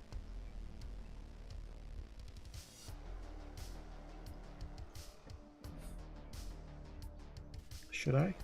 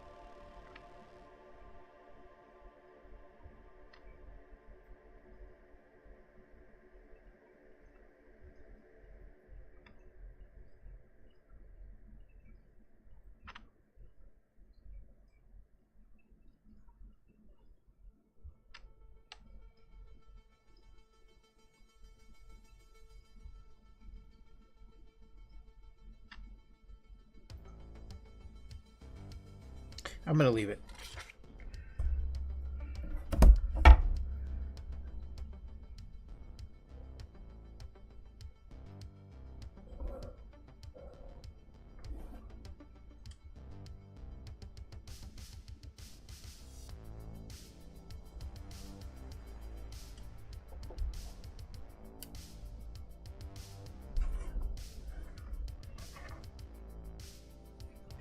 How are we doing on time? 2 hours in.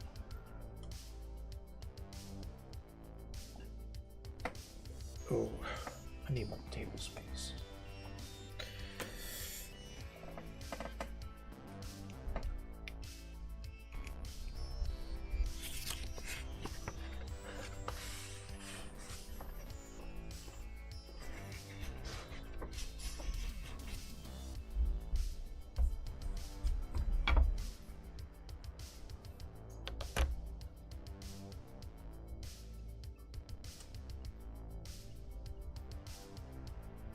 Oh, you know what? I guess I could go ahead and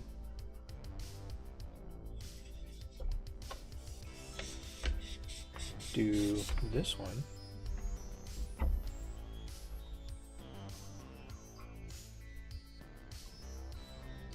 Taking a job in space means crap for compensation or cargo that ain't worth the trouble.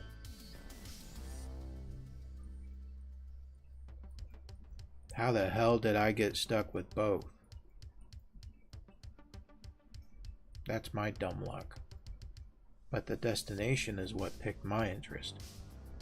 Golden Hills Station, where the big guys like to spend their credits. Can't wipe the smile off this face. And then the warning alarm goes off, wiping the smile off his face.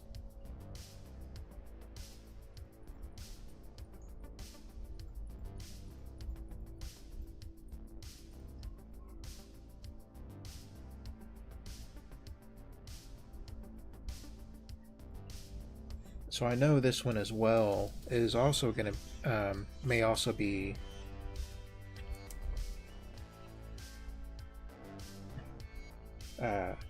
trouble, because I changed the wording, and originally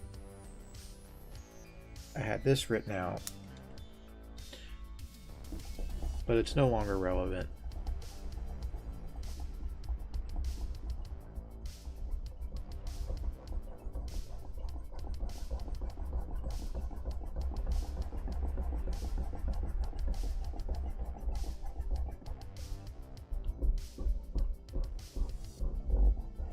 But what I've replaced it with is going to need more space. Taking a job in space means crap for comp. I'm going to say comp instead of compensation. Or cargo that ain't worth the trouble. So I know I'm probably going to need to go all the way out here. And I'm going to start in this corner. So that means I'm going to need to erase this out. That's okay. Because it was just some lines and shapes.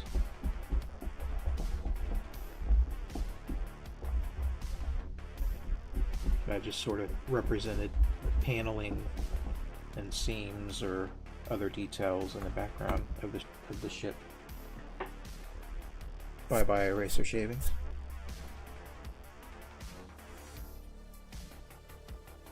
Need a hook or something, put that on.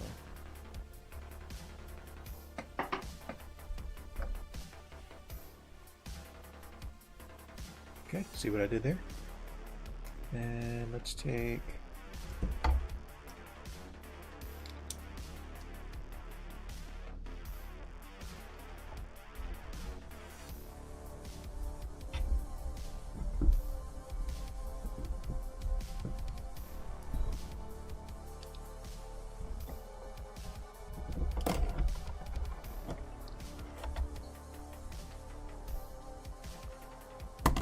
oops.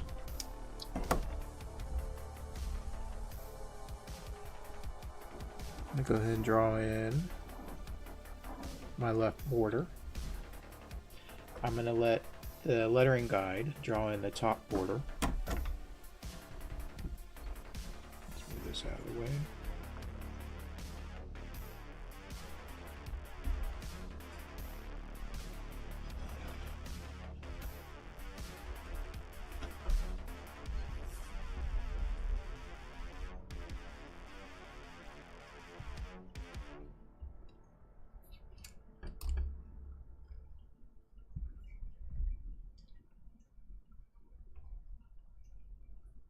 and do a focus check.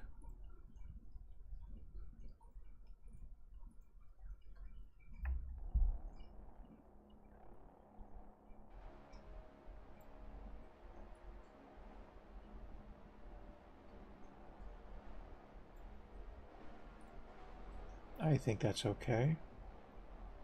Sometimes it's hard to see on my monitor, but I can read it, so I think it's good. Alright, I'm going to line up this top hole with where I need to have the top edge of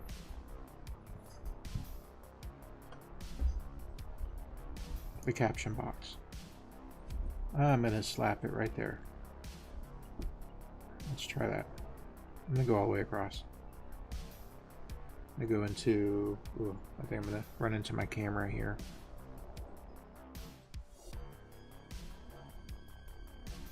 I'm going to skip the lowercase. Yeah, sorry, I need to move my camera.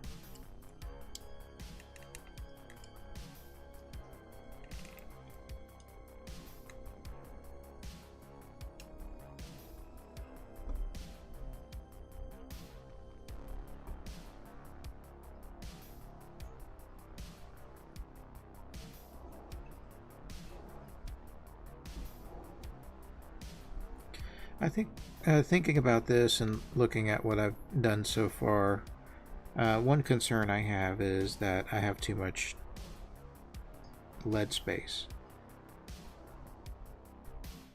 for the wording. Let's go down to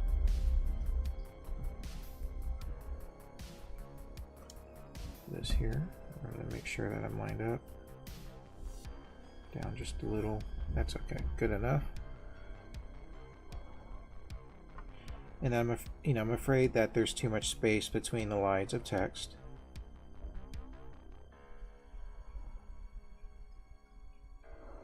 Sort of eating away the space I should be using to get more words in.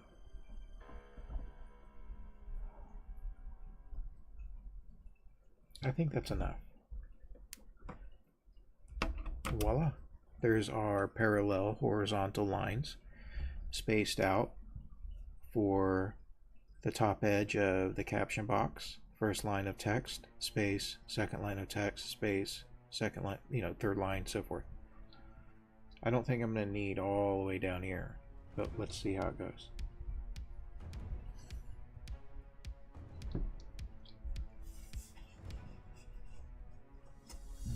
I don't need my T-square at the moment,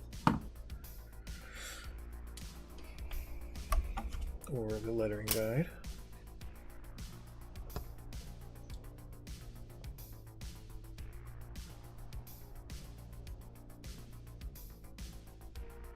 Taking a job in space means crap for compensation or cargo that ain't worth the trouble.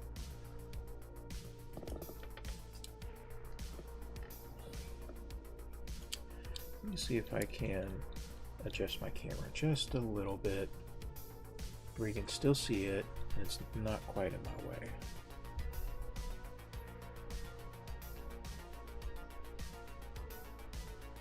Let's try that.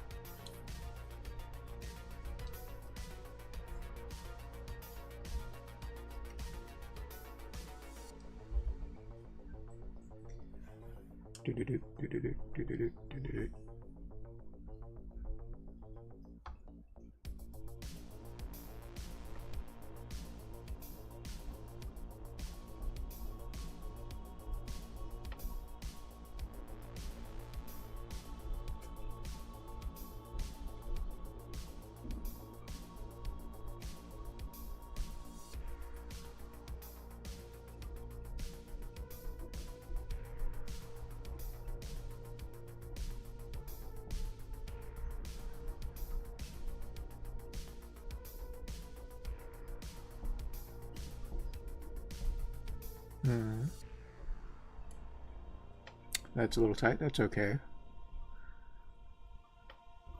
Crap for comp.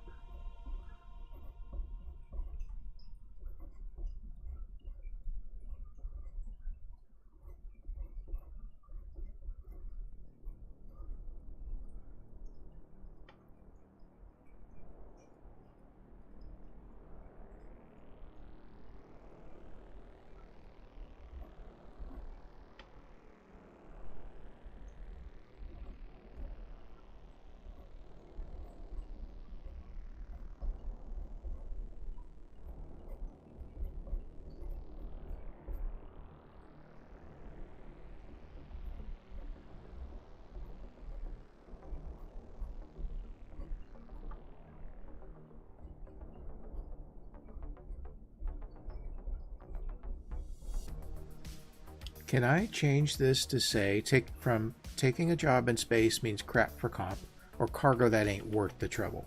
Can I have it say taking a job in space means crap for comp, or cargo that ain't worth the wear and tear?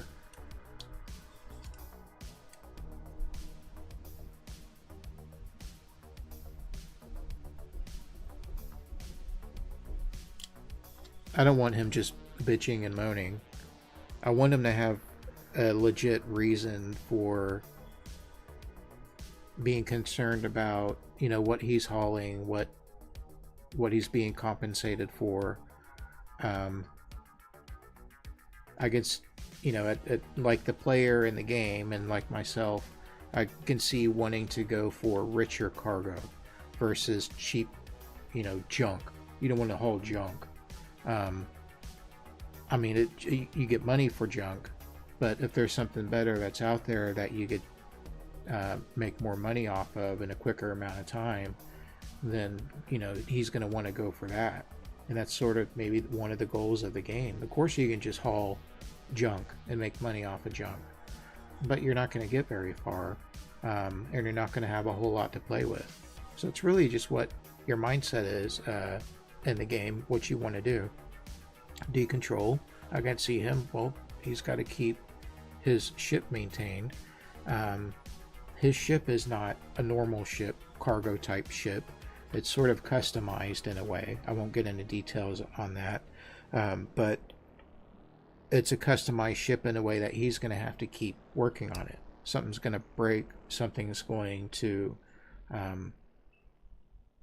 need modified. If he's carrying cargo, maybe he needs to adjust his cargo capacity somehow. So he's yeah.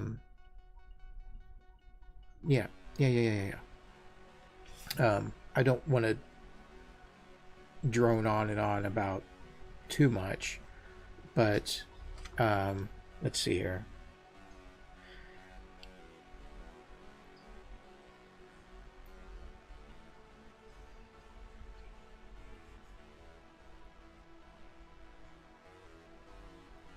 Him being concerned about the wear and tear of his vehicle, of his equipment, is a legit concern. And saying trouble is too generalized.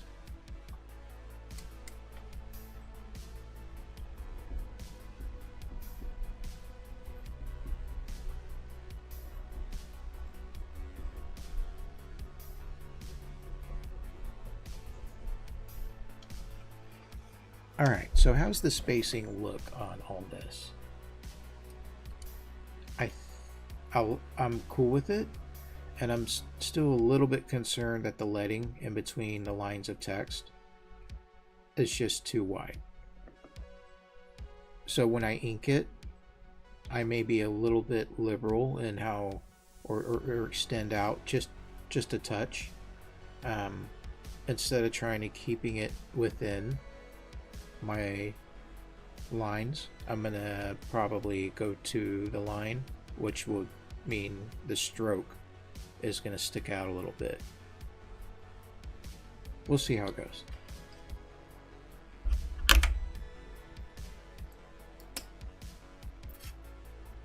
And I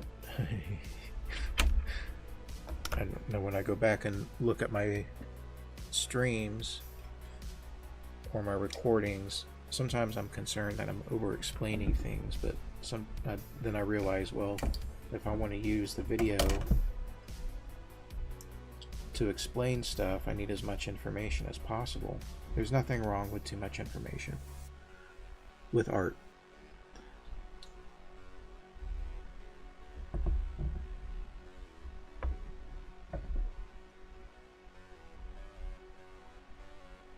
Let's see right there. Go down to here.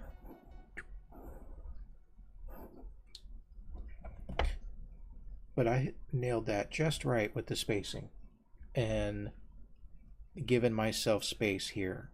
I originally knew that that's my caption box space here in the corner of this panel, so I made sure that I didn't worry about the detail here, and instead the focus of art was going to be, you know, pushed down into the corner.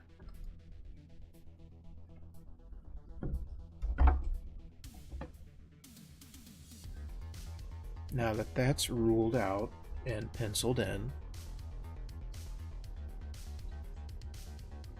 let me do a focus check on the camera again. I don't want to put it on autofocus because it's constantly going back and forth. Okay, let's set it there.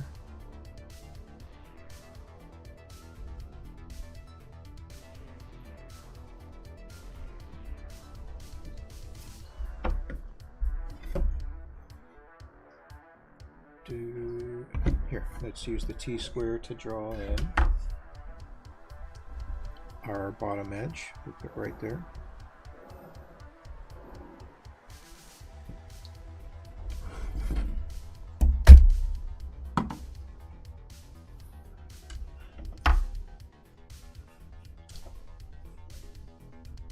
Okay. Let's get an overall look at this so far. Here.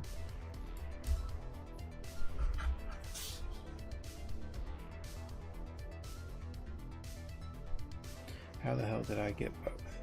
That's my dumb luck.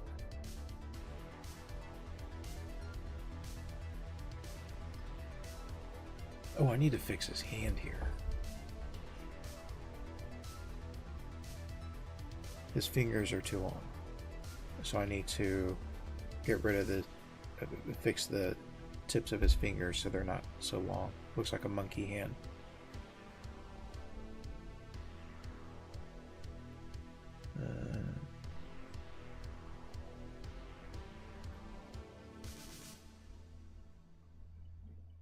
I think I'll keep this panel the way it is. Let's go ahead and start laying out the next caption box.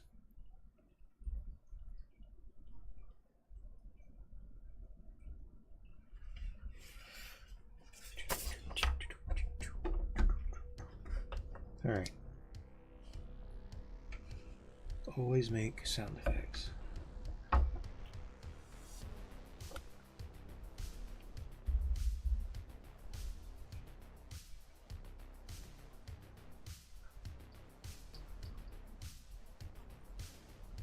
So this is going to start here on the right side in this caption box, but the destination is what piqued my interest. Going to Golden Hill Station, where the big guys like to spend their credits. I'm going to be rich.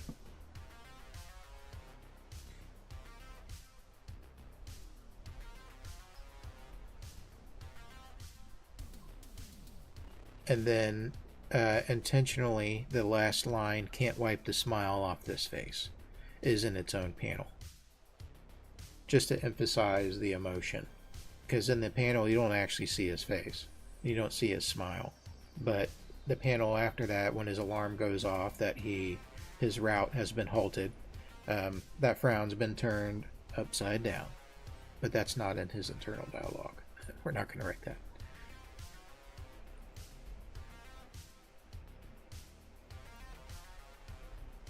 Alright, I'm going to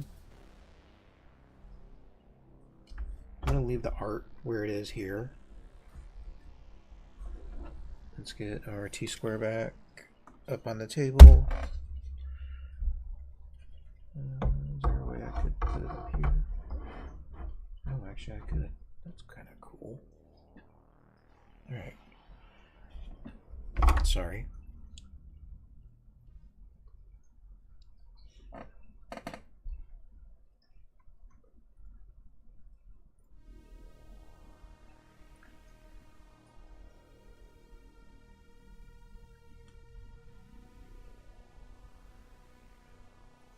Move my music bar out of the way. Let me make sure I accidentally closed it, so let me make sure that the music bar is still visible. Looks good. Let's do a stream check. We're almost 2.5 hours into the stream today. Kick looks like it's still doing good. Yep, I see my arm reaction. Twitch is still good. I see my arm reaction. YouTube looks like it's a little behind. That's okay, as long as it's rolling. I also see the scrolling text underneath my face camera. So as long as I see that movement on all the streams, everything looks good. Just need to get some more viewers. That's okay. We'll get there. We'll keep pushing.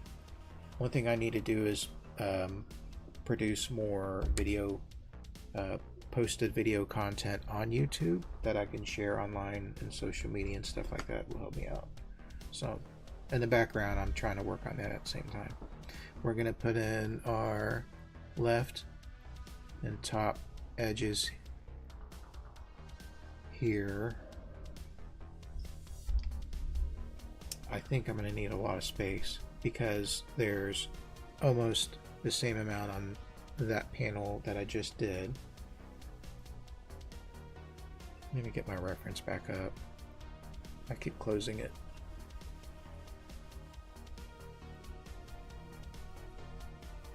But the destination is what piqued my interest. Golden Hill Station.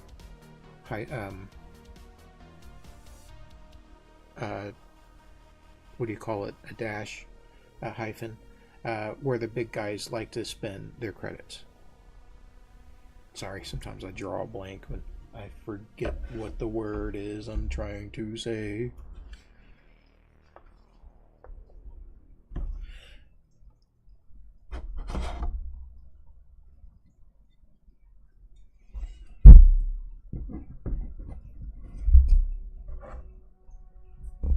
Alright, I'll need my T-square to go ahead and draw in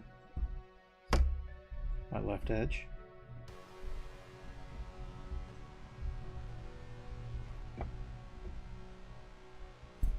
Yeah, I think I'm really going to have to go kind of far in. In fact, I might as well set the spacing.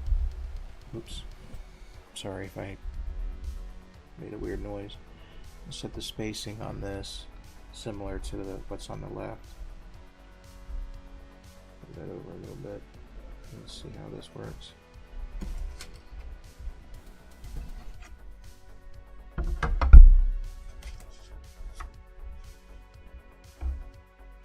So that way it's sort of to the sides of his helmet there, of his head.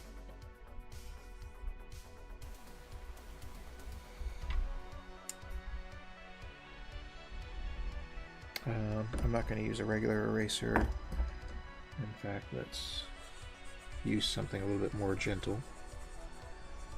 This paper is a delicate flower, and we don't want to use the eraser to rub holes into it. Our India ink, when we ink later, will not be happy about that.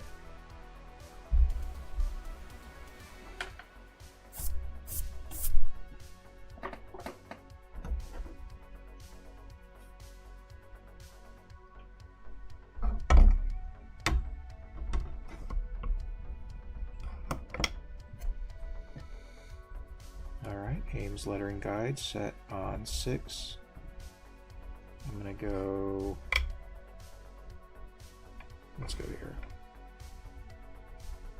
Setting our top caption box border using the top hole of the Ames lettering guide. I hope my pencil reaches. There we go. I'm gonna go all the way. I'm gonna go all the way to the panel border.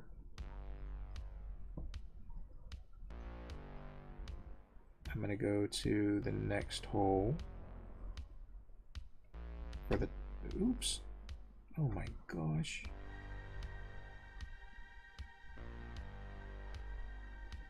Do that again. My finger got in the way. That's okay.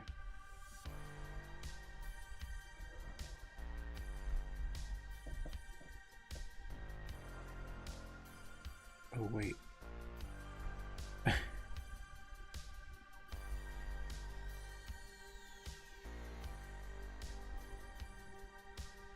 I totally missed this whole box, didn't I? I should have erased it, erased the area a little bit better. Let me do that again. This line here goes here. This line here goes here.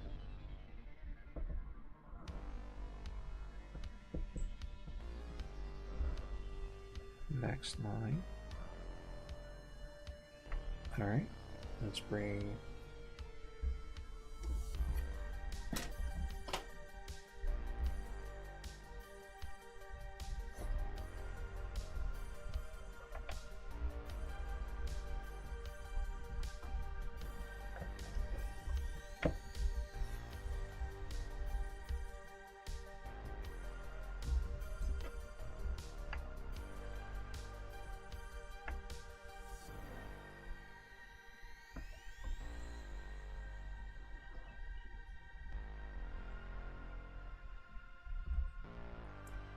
Wait a minute. That is not right.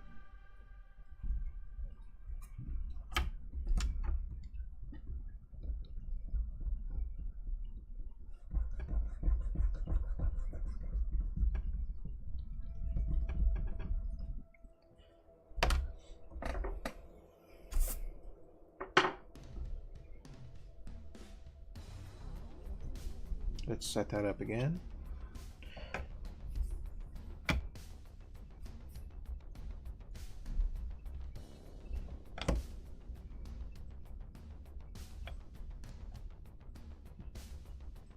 How did...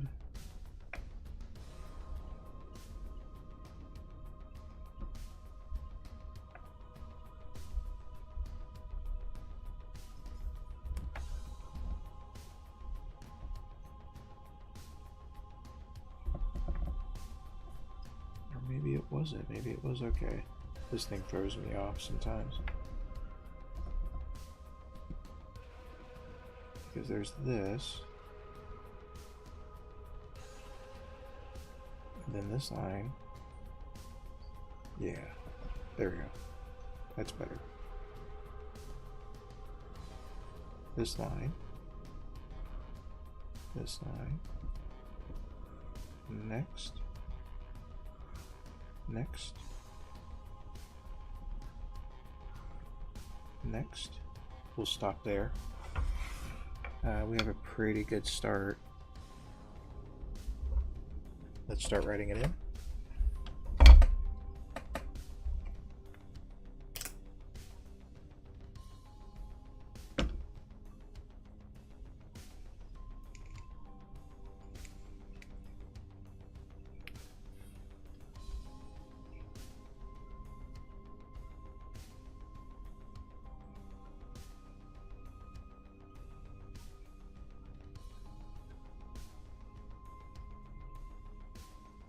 What if it says,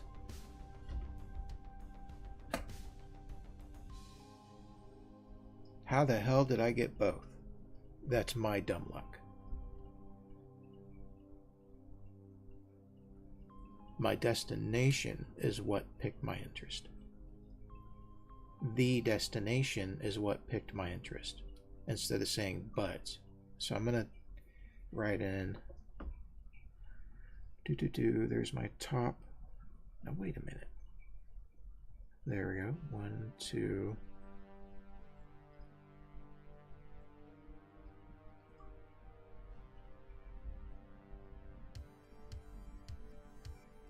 I may have messed up my line here, because it looks like, how did that happen?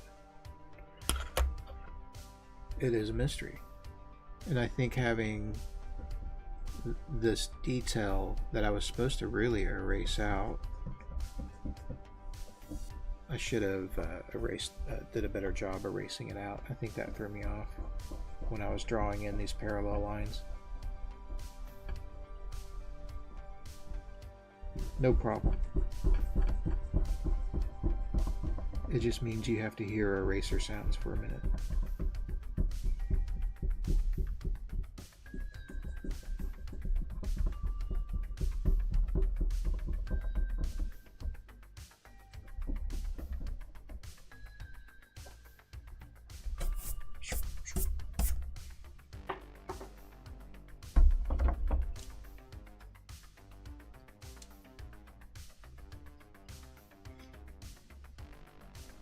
The spacing, what I noticed, the spacing for the top of my caption box and to the top of the first line was too tall.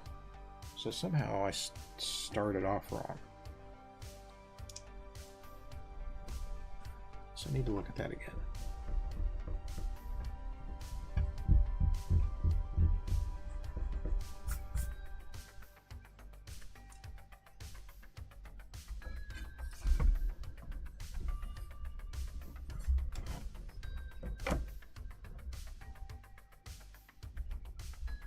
Because this top edge is the spacing.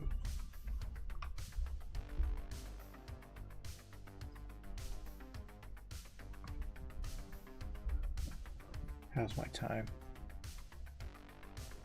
Oh, still got some time here. See here to here is different than what it was before. Can you you may not be able to see that very well. That's okay. I got my hand secure on the ruler, so I'm just going to continue.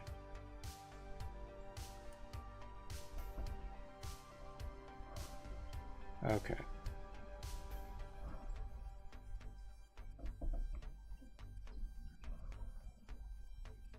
I don't know how I got it mixed up.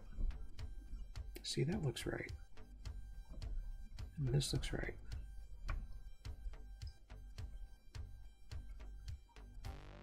So here, here, here, just to be sure, right? It's okay. I see what happened now.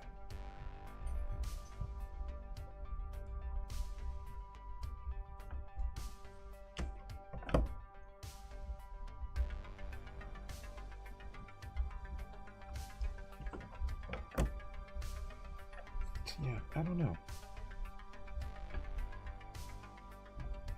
And then I've had situations where I think I made a mistake and I erase it, only to realize that it was fine the way it was.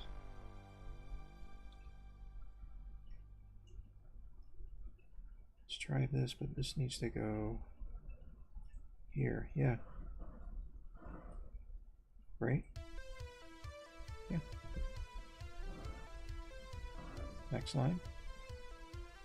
Yep. Next line. So part of it was right. Okay. Word.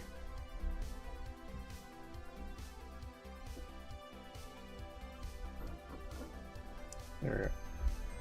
I think I fixed it up now. So I should be good. Let's go ahead and put in our internal dialogue. What is D-Control saying in his head?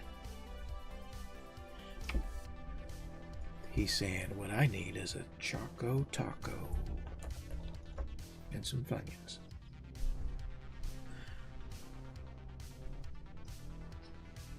Right here.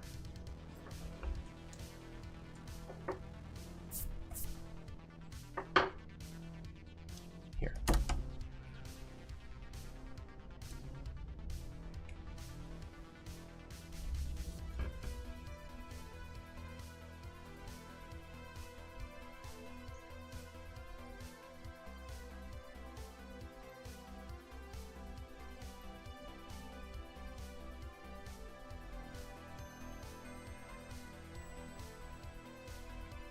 Right there is a bag of Funyuns. So he says real teeny tiny F-U-N, and then has a couple little circles representing crunchy onion rings. Salty, nasty, crunchy onion rings. No, they're so good. So he's got a little snack bag right there, sort of hiding in the corner, a little Easter egg.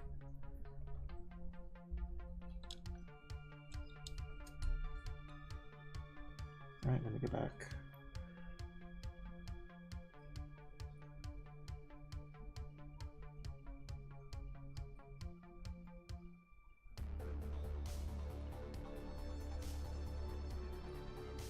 That should do it.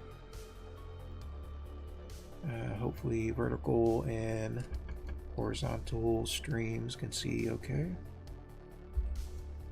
Alright, sorry I'm messing around.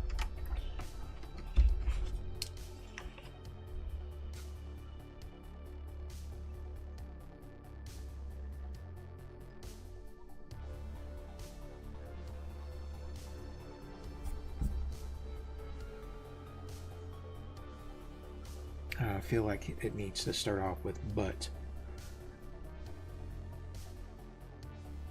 How the hell did I get both? That's my dumb luck. The destination is what piqued my interest.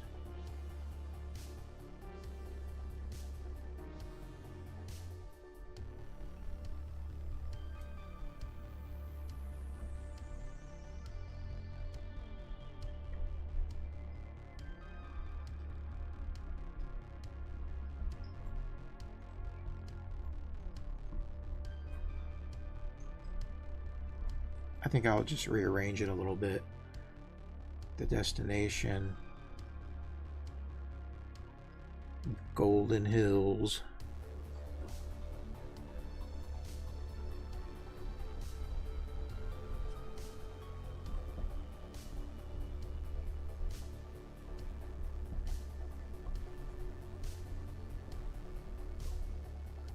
Oops, forgot the I.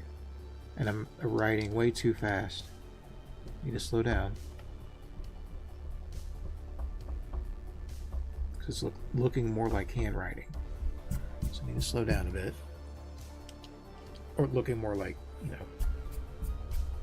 loose handwriting.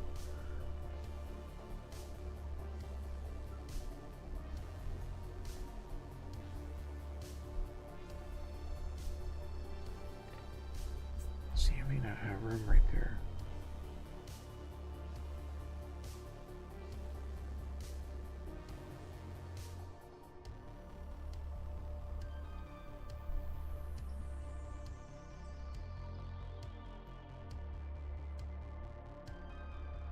Okay, I'm going to change this up. The destination, Golden Hills, comma, a station for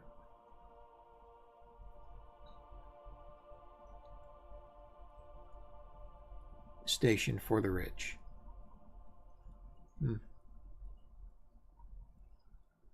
Originally it says Golden Hills Station, where the big guys like to spend their credits.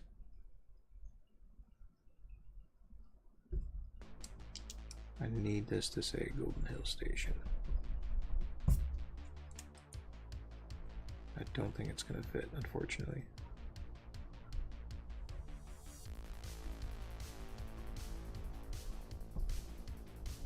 Oh. It'll go off the page. It'll go off the panel.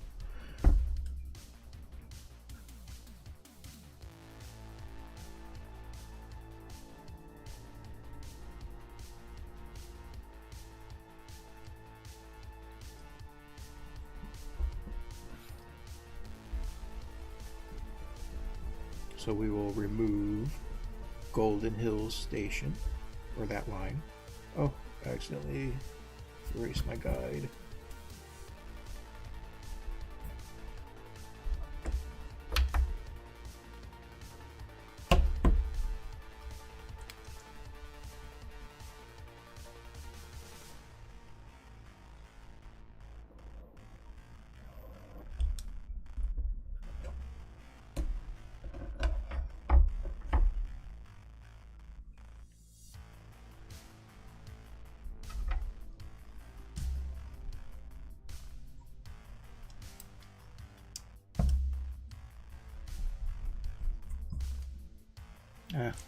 Okay, whatever.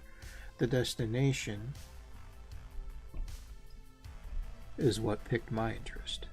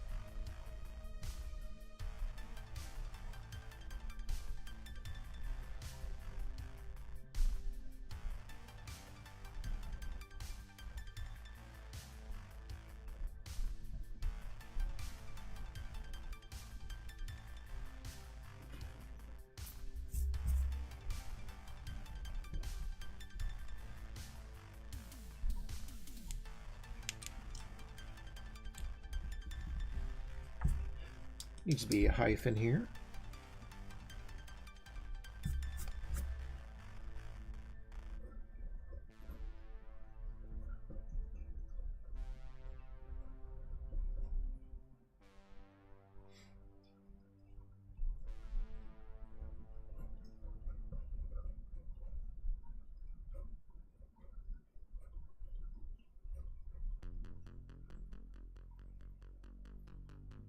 where the big guys flex their credits. I don't know if I can fit guys in here. Nope. It's right on the edge where the big guys flex. Let's see if it'll work in here.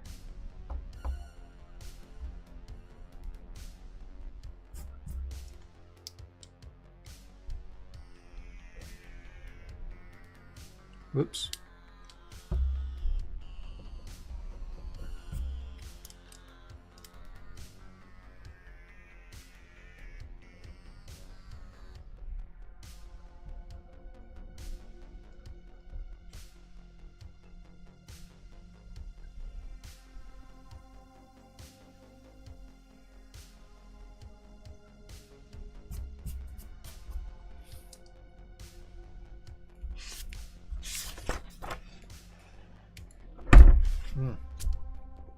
Sorry about that.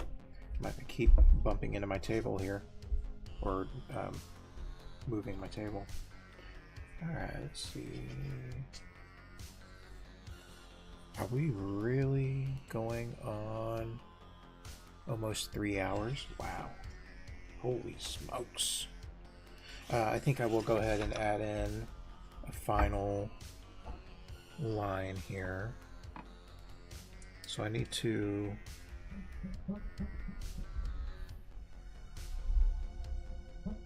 Whoops. Oh shoot, I really can't I? Well, I can.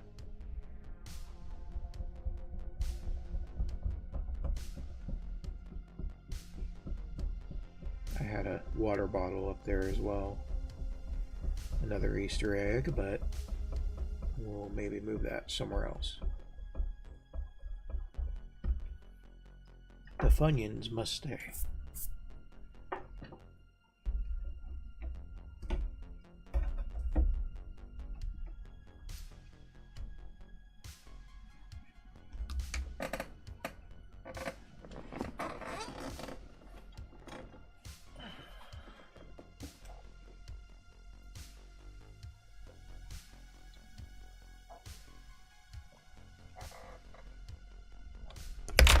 Whoops.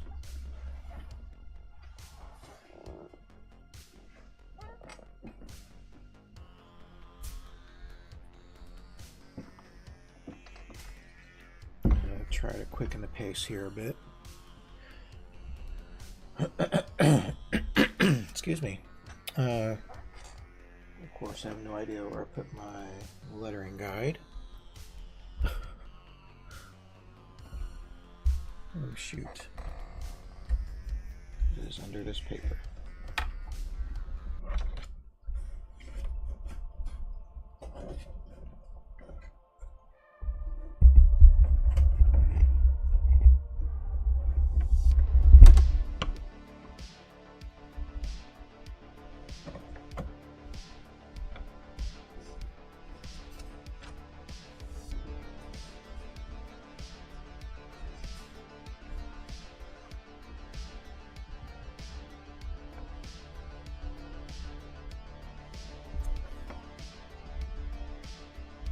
I just need one line, so I don't need...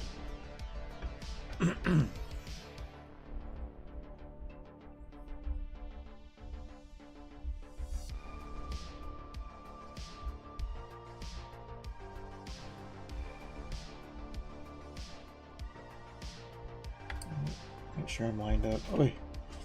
Lots of things in the way here.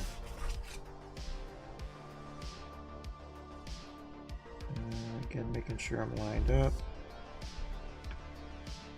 That'll work.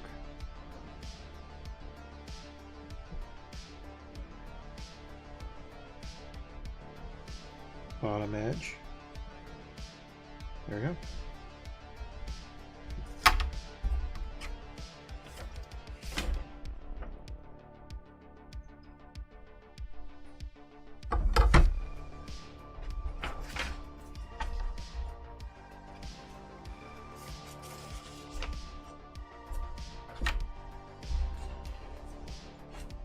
Okay.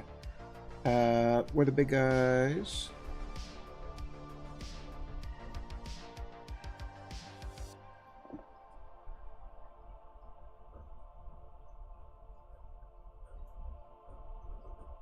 like to flex their credits, implying that there are employers at this station that would hire him for higher compensation than what he's getting now.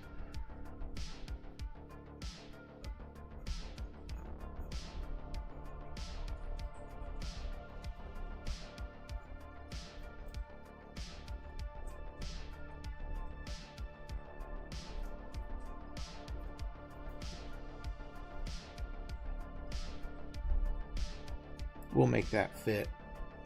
I don't care if it's scrunched in there like a bunch of sardines, you're gonna fit. Alright. Need to watch my angles. See this, I probably need to just rewrite this. Let's leave that there for now. An only sort of concern is I don't really have a right edge for my caption box here, as the lettering has run into too close to the edge there, so I'm just going to leave it. That'll be a flaw that I'll have to live with. Next up, I need to go through and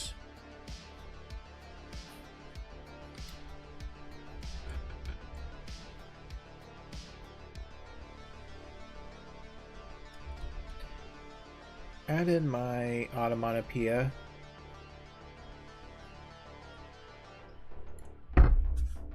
And what I had drawn out here before was just a light, and it was going to be a flashing light. So there were going to be like light areas and maybe some shadowy areas. I was hoping for some intense black and white to show how, show it flashing, but I think what I'd rather do is I had removed the onomatopoeia that was like beep beep beep and change that into that burr burr burr burr, sort of a grungy alarm sound effect here on the side. But here on the left side, I was considering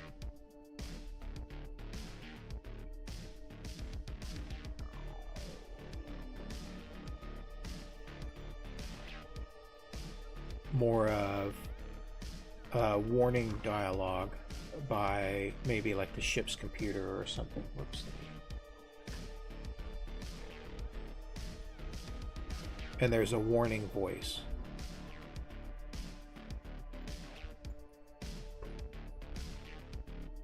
That's producing an alarm. And I was thinking maybe something similar to that that I have up here on the screen. And of course, oh wait, shoot, I did forget the last part over here. Let me get rid of this.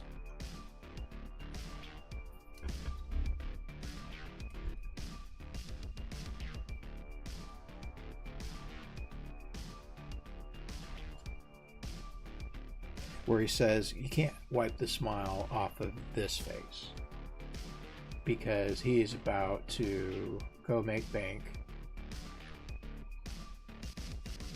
over at Golden Hill Station. And then that's when the alarm goes off, because he's like, you can't wipe the smile off this face. And then all of a sudden the smile is wiped off because of the alarm. But looks like I ran out of room for that.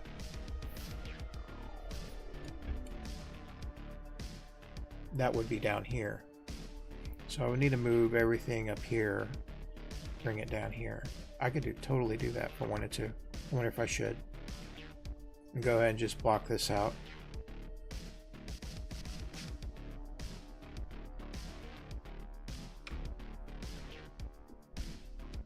I can keep the same parallel guidelines for the lettering. I just need to add two more lines up here.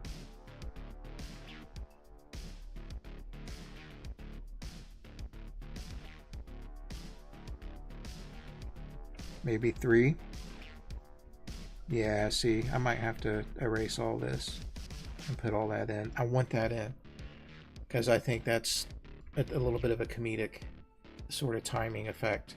And I feel like it's sort of just doesn't have the same or the same carry as if it, weren't there. Yeah, let's go ahead and erase this out. Because if we're going to make any sort of major alteration, spend time with, big changes or fixing mistakes, this is the page to do it on.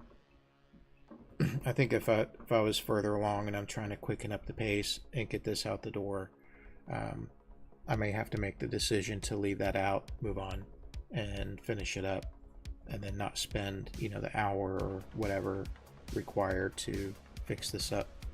It probably won't even take that long. Let's go for it.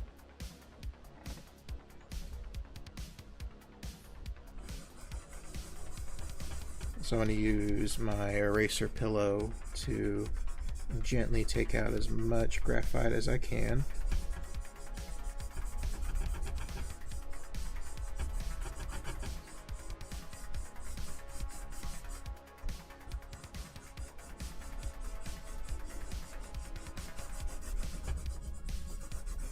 We can still see what's remaining behind, but I can see enough also that I can trace back over my guidelines. That eraser pillow makes such a mess, but it's a great tool to have.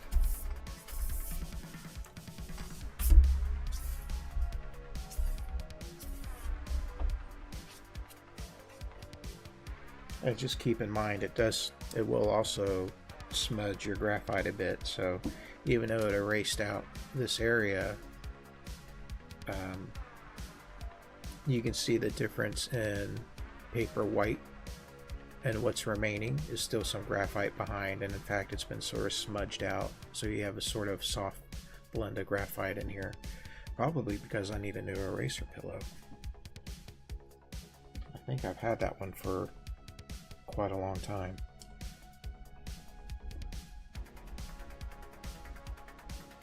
But I will need a harder eraser for this area here. Actually, no, I won't.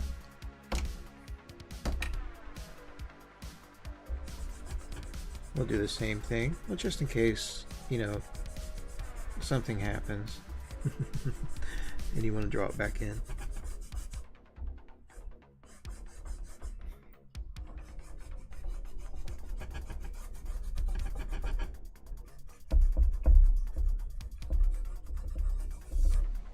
Alright, let's go with that.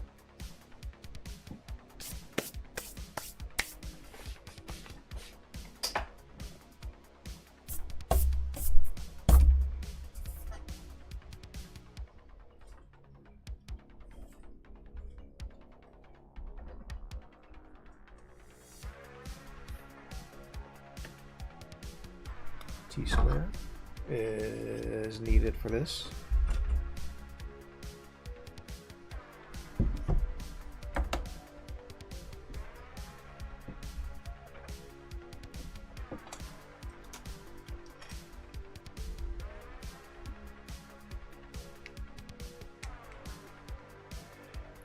If I have any viewers out there currently, whether you're lurking or just hanging out in there, I really appreciate you being here. And I'm hoping that I have enough content today that I can post on social media, on TikTok and stuff, just some highlights of today. I haven't posted anything in a couple of days because I'd rather get to a good finishing point and share that versus all the little scribbles and scratches and stuff. Some days I have a productive stream. Other days are not so productive. They can be a little bit rough.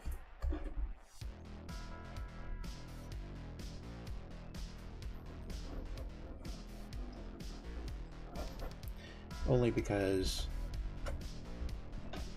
it's a lot to juggle. Live streaming your artwork.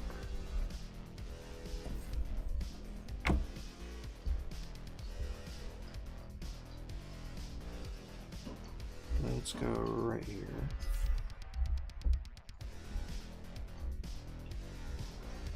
I'm gonna draw in my top edge. Next, oh shoot, you know what? Should I line up with, yes, because let's do that.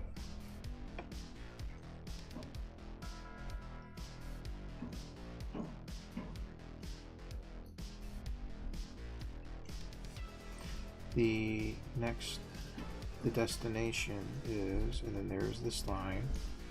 Yeah, let me line up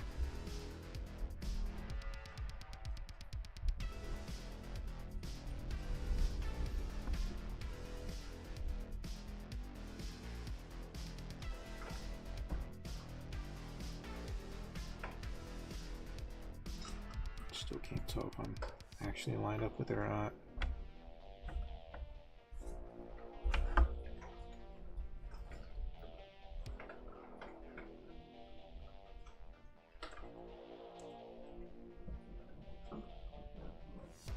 There we go. Go to the next line. Skip the lowercase. Our letting. There we go. And the actual top should actually be right here.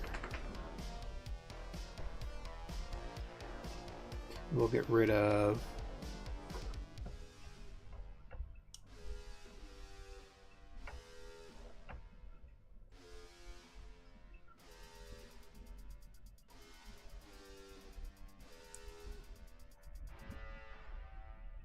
that line. This will be our line here, because this was a line of text. This will be a line of text. This will be a line of text. I really should draw this back in.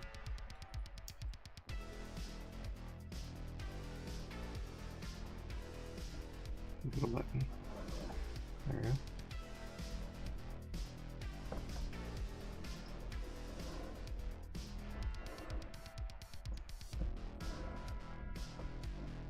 Go ahead and hit these guides again.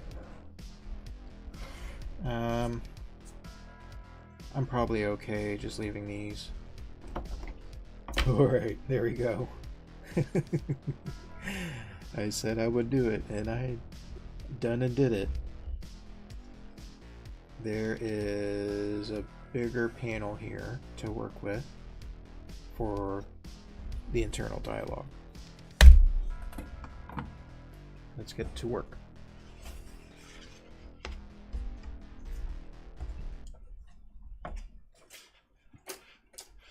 Get my paper down to protect the graphite everywhere else. Let me check my streams real quick.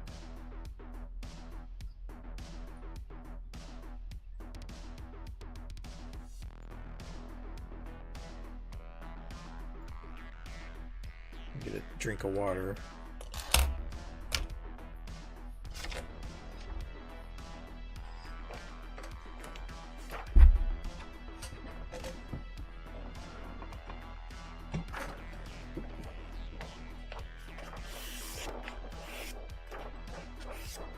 Tear off these little things.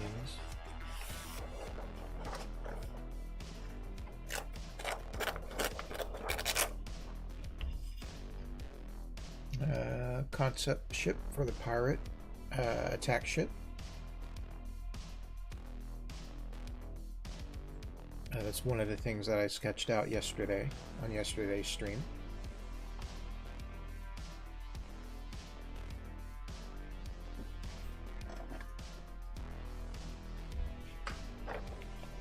These bits of the paper here on my sketch paper keep getting caught on my rulers and edges, so just gonna rip these off real quick.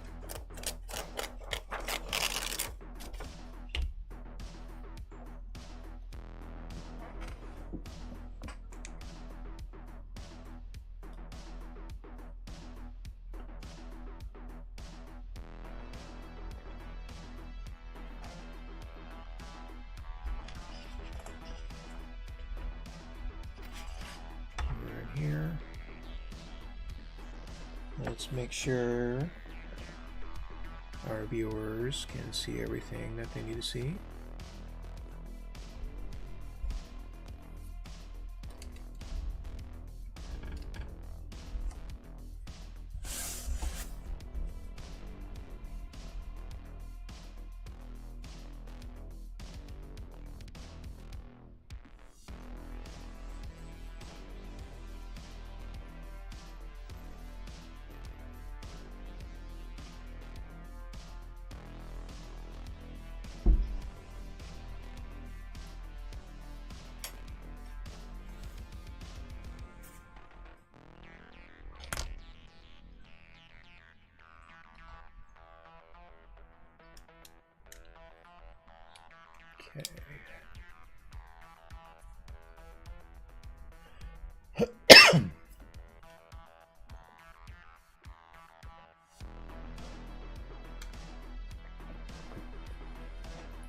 Let's do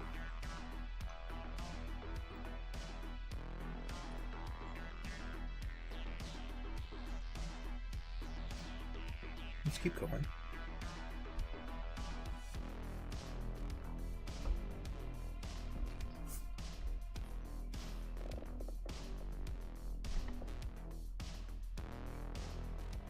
I'm gonna keep the way I had it, so I'm not gonna use the word but. So the destination.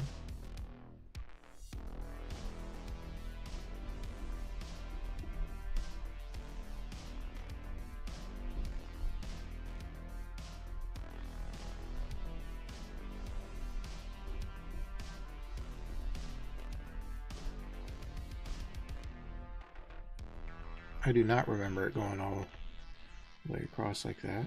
Oh well. The destination is what piqued my interest.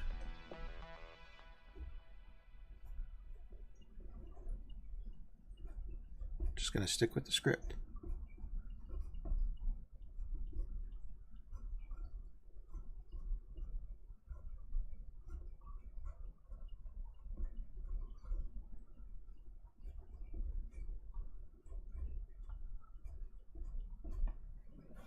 Hopefully that's not too hard to see. I can go in a little bit more.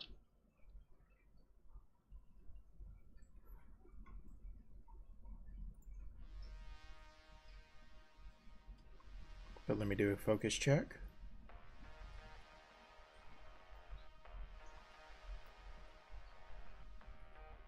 Ooh, that'll work.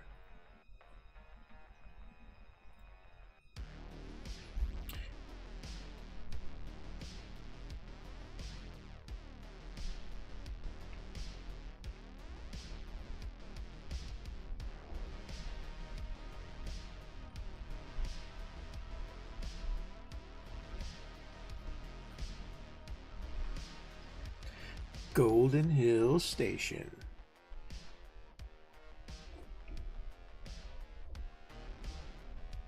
Like that's a hot spot for space truckers.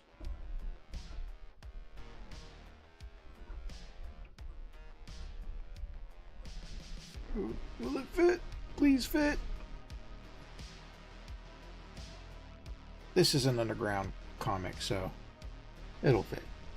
Even if it's kind of squished, it fits.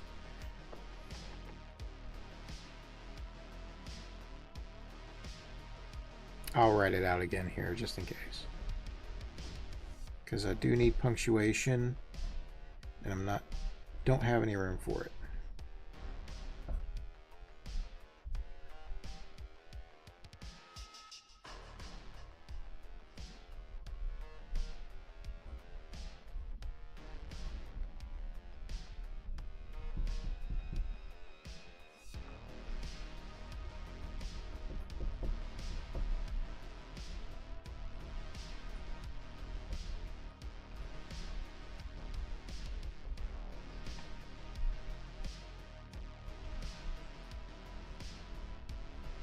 I'm going to say go, where the big guys go.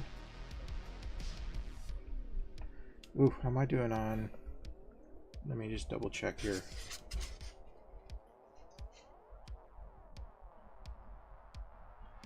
because I think I only need 2 lines for can't wipe the smile off this face.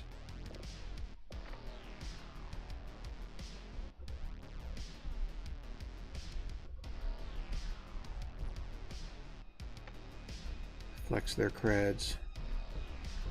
I can use a little bit of slang.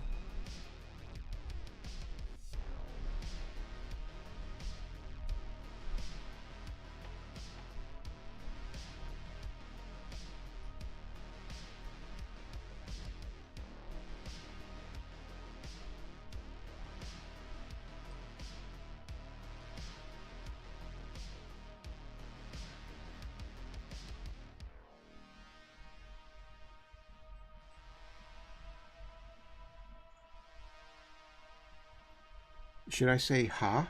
I'm going to put in ha, comma, can't wipe the smile off this face.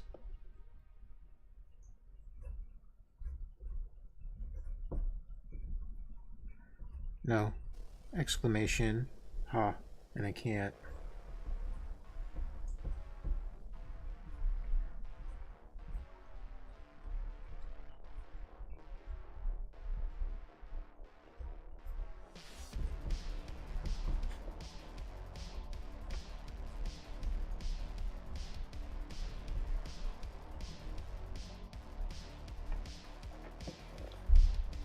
Sweet.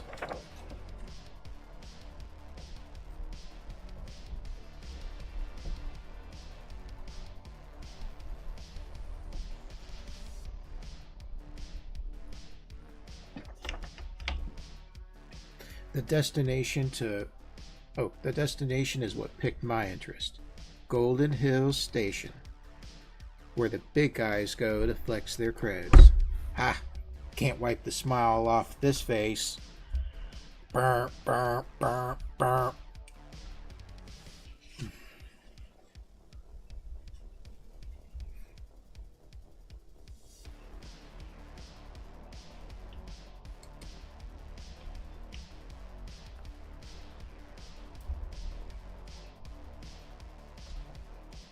So yeah, I did put in, too much time worrying about parts of the panel and artwork that I didn't really need to worry about.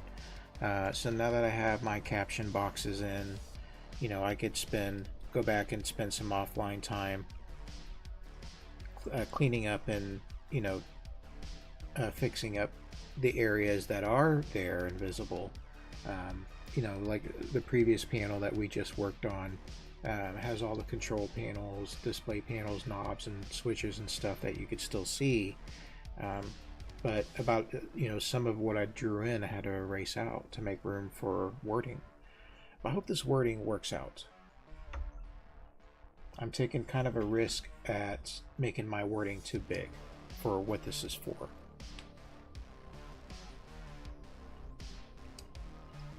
But I think it's worth the risk.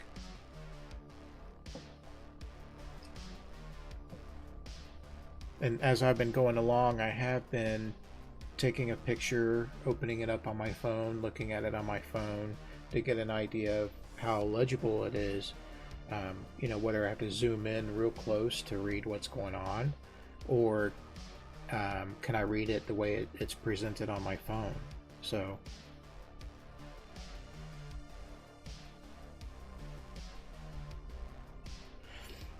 I can't wait to clean this up, ink it, be done with it, move on to the next one. I'm excited to tell this tiny little story. Let me do a focus check. Actually,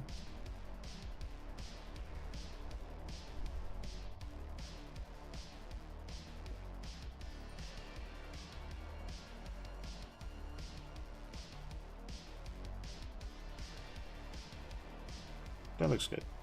Let's hold it there. So I'm going to stream for about maybe another hour. Well, it's almost 3 o'clock my time.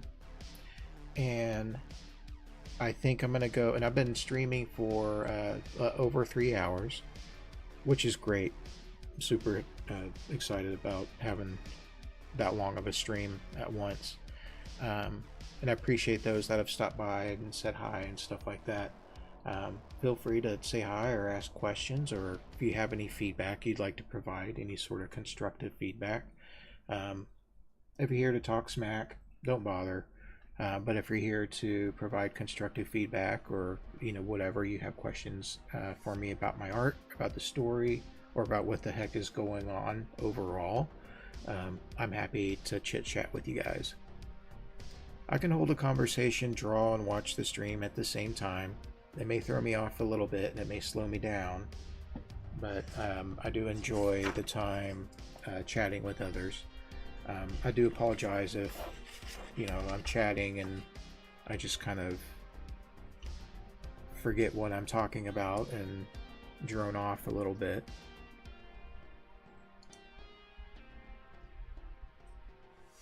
But in all honesty, inside my head, this character's talking, and he's talking in his own head, or he's talking out loud.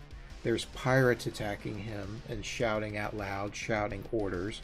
So all that's going on in my head, and the alarm going off and so forth, while I'm, I love to discuss any of this topic with chatters and stuff. So that's totally open. Or if you want to lurk and hang out and just listen to music, I'll do my best to not talk so much.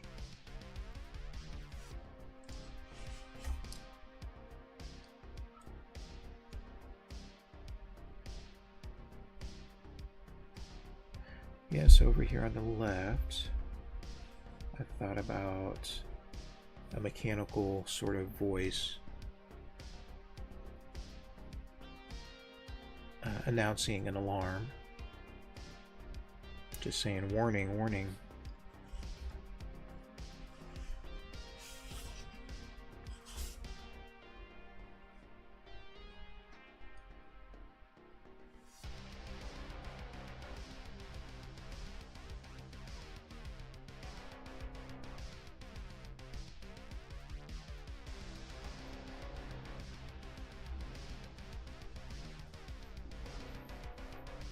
There's a word balloon. The very first word balloon in this story is on this panel, overlapping the mechanical voice.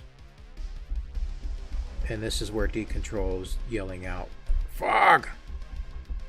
Sorry, I should have warned about, I was going to shout a little bit. But he's shouting out, he's angry.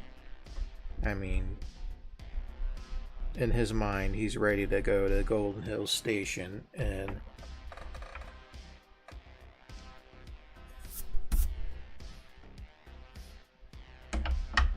find some good work, when all of a sudden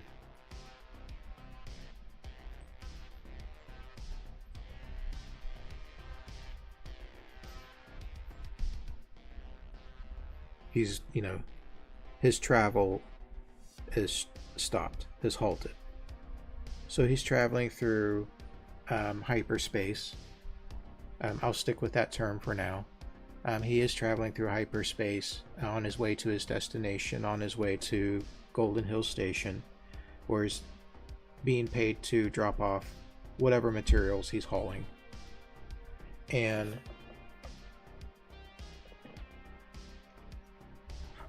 I can't say whether he's just starting out or he's close to the station when a horde of pirates pull him out of his hyperspace travel. My earpod is about to die, so I'm going to pop in the other side. So he's being pulled out of hyperspace by these pirates, and they're ready to attack.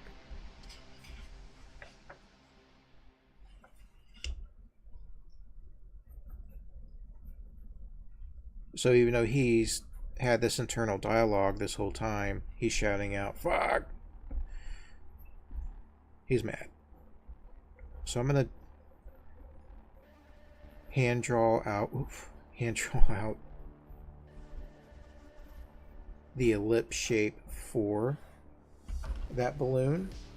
But at the same time, I need to put in the mechanical warning, and I think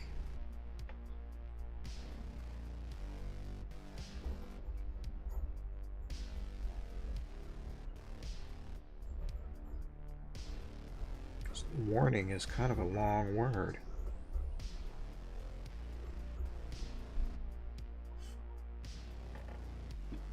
And I kind of need that to fit in here.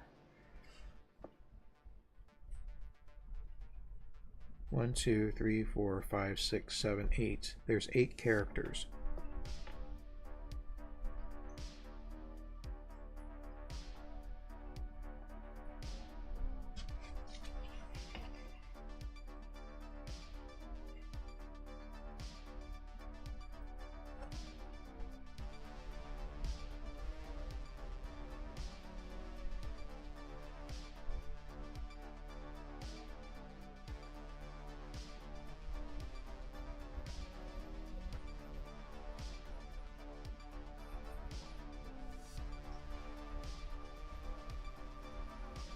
I'm not sure if I'm gonna have a spiky balloon because he is shouting.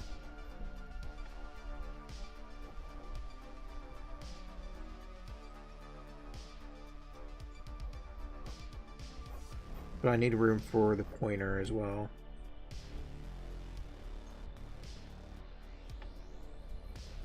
I'll have a distressed border for the ellipse versus a spiky border. We'll stick with that.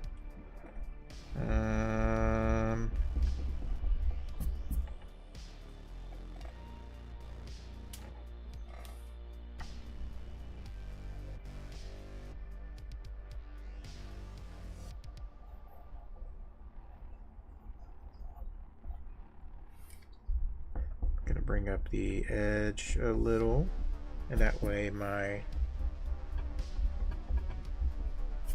pointer is accented a little bit more.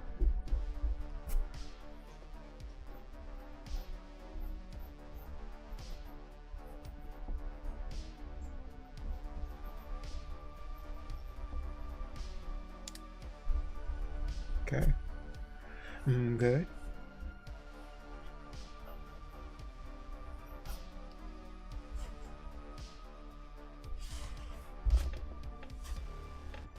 Still got a good view, yeah.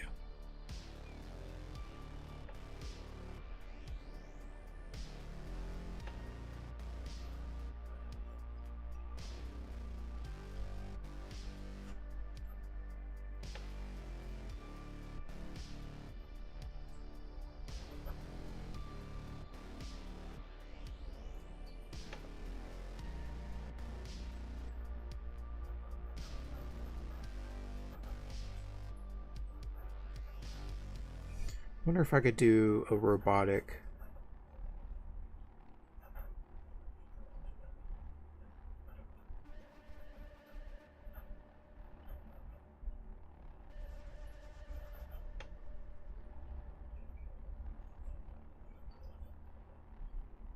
lettering style.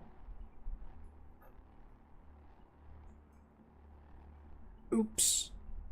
Boy, did I mess that up.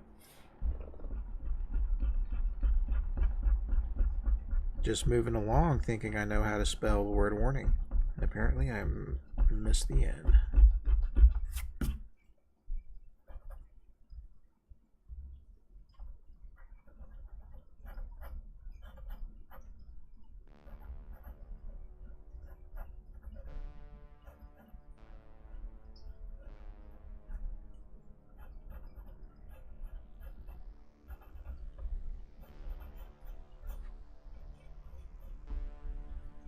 To bring out the exclamation point.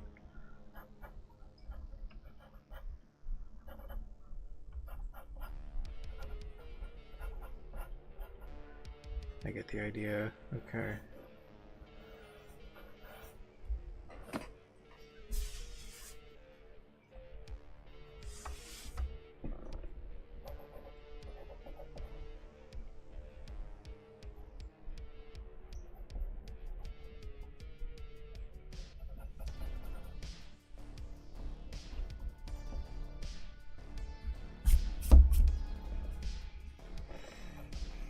I'm going to move my thug lettering up a little bit.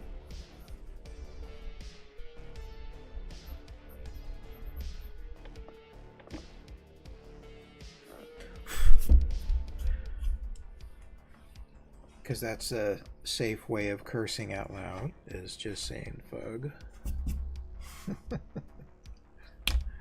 Apparently.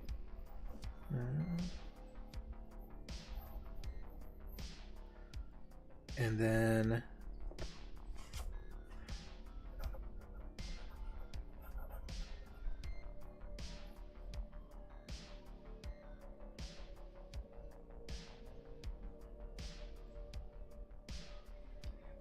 see if I use a narrow or thin type of lettering, it'll have to be in black. And every time I think about this this sort of onomatopoeia or lettering and stuff, I see it, kind of envision it in color. And this strip is going to be black and white.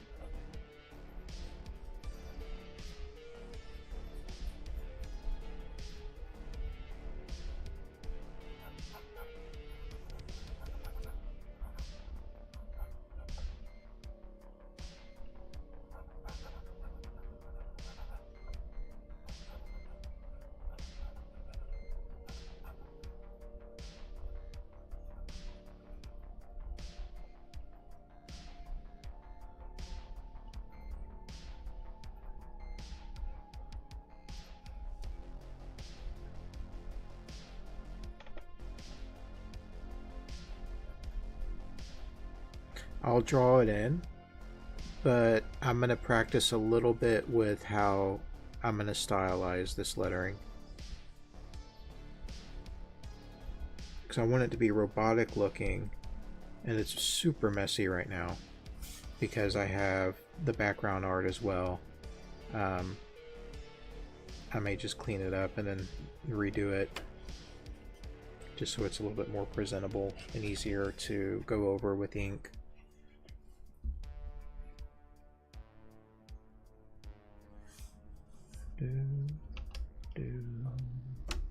But I get the idea here, and then I can put in some sort of action lines, emphasis here on the light that's going off. Next is going to be, because I already have the burp, burp, burp, burp kind of drawn in, and I'm okay with that.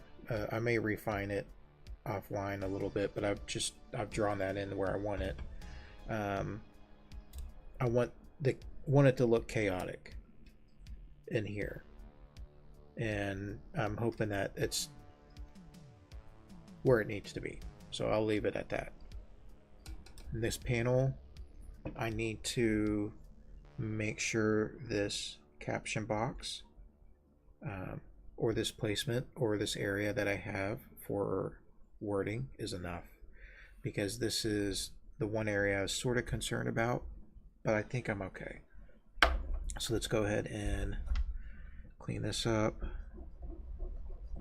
As long as I don't have to push real hard with my white eraser.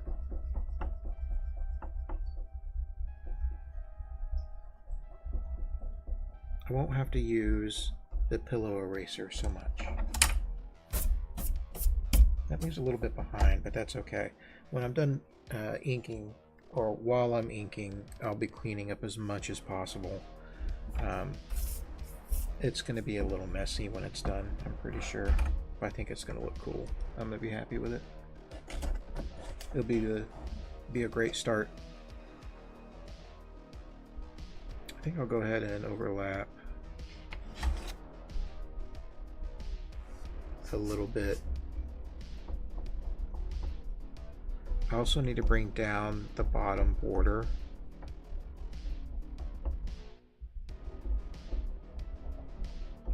Go ahead and get rid of the cockpit view port edge. That's what that was.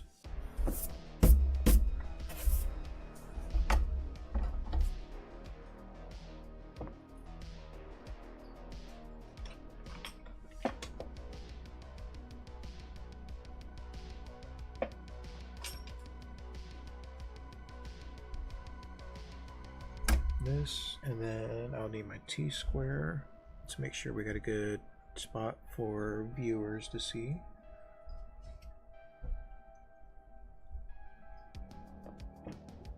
Lettering guide. All right.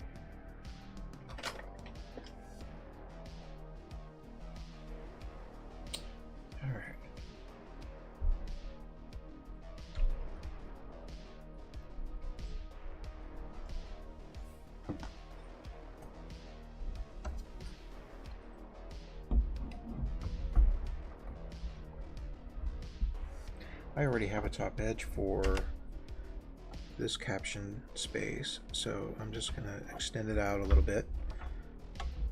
I'm just going to use the side of my lettering guide. It's a straight enough edge for me to use.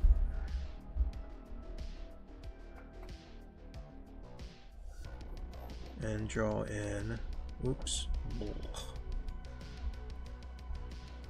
clumsily draw in my left edge. Oof.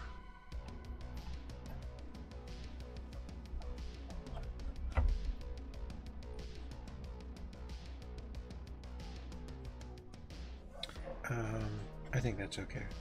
There's a little bit of a tangent here, so to break that tangent, we'll extend out his spike. I don't mind a little bit of overlap there. I think it's kind of cool. Alright, let's lay down our lettering guides, starting with the top.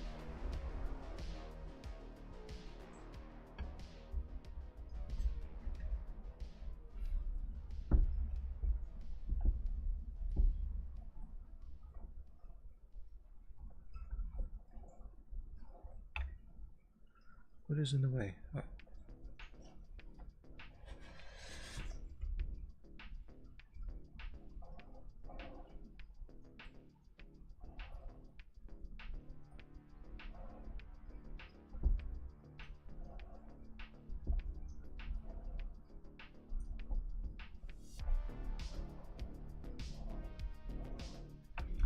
Okay, I need to double check here that everything is in order. Looks good.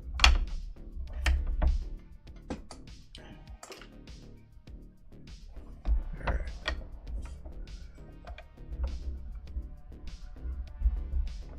I need to start from the top here with the space. Oof. There we go.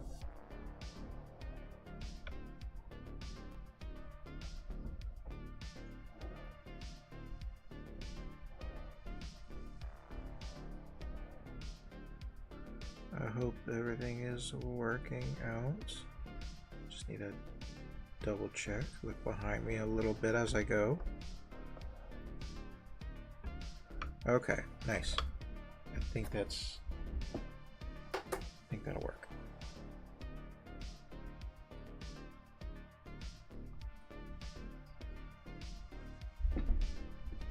Whoop whoop.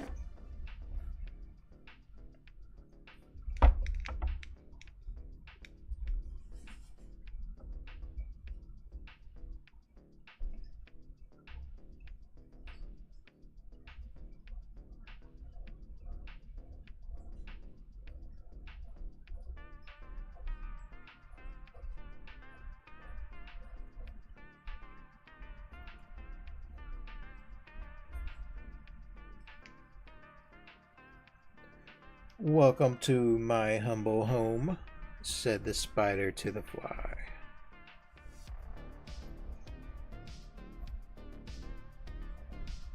Now wait a minute. I have this set as a caption box.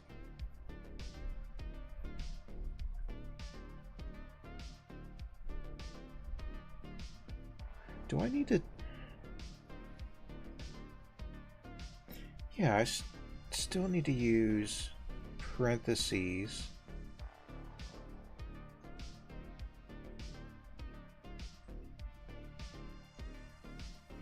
Shoot, I may have to ask somebody. Welcome to my humble home. His parentheses are covered up by his spike, so nah. But after welcome to my humble home in parentheses, is it comma, period? It's supposed to be a comma and then close parentheses.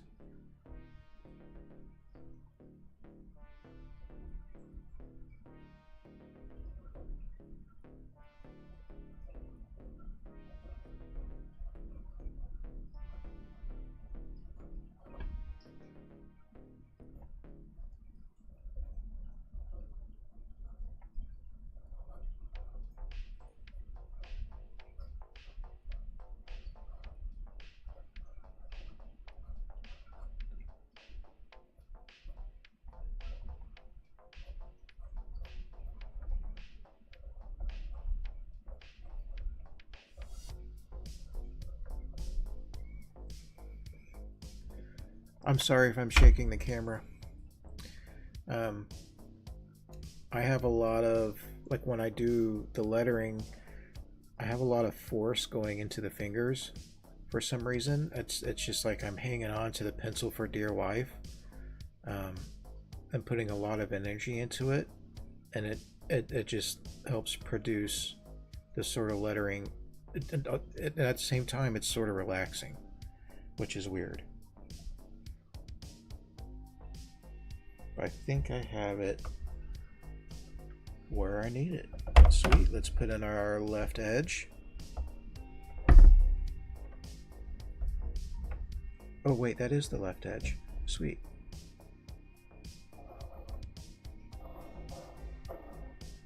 And remove the bottom guides that are no longer needed.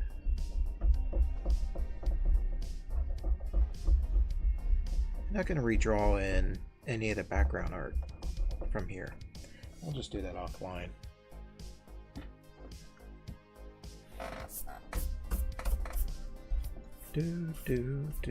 Now, do I have enough time to move on to the next panel?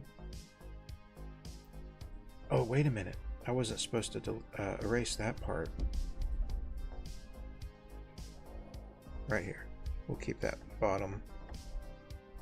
We'll keep that bottom edge in. Nice. Now, do I have enough time to do the pirate shouting out orders to Decontrol to power down his ship so that they can board his cargo ship and claim their pirate booty, which is Decontrol's cargo that he was complaining about earlier? Now it's going to get stolen. All this is about to be ruined. And this is where we're going to leave the story off. Okay. Pirates are surrounding Decontrol. What's going to happen next? But as we see just before that, as he's saying out loud, "Welcome to my humble home," said the spider to the fly. I think I'm actually going to turn this into...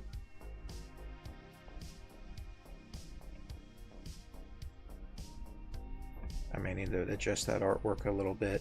But I think I may have his mouth open and he's saying this out loud.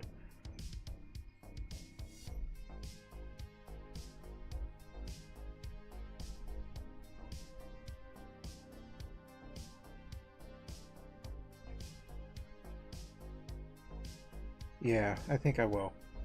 I'll leave it like that for now.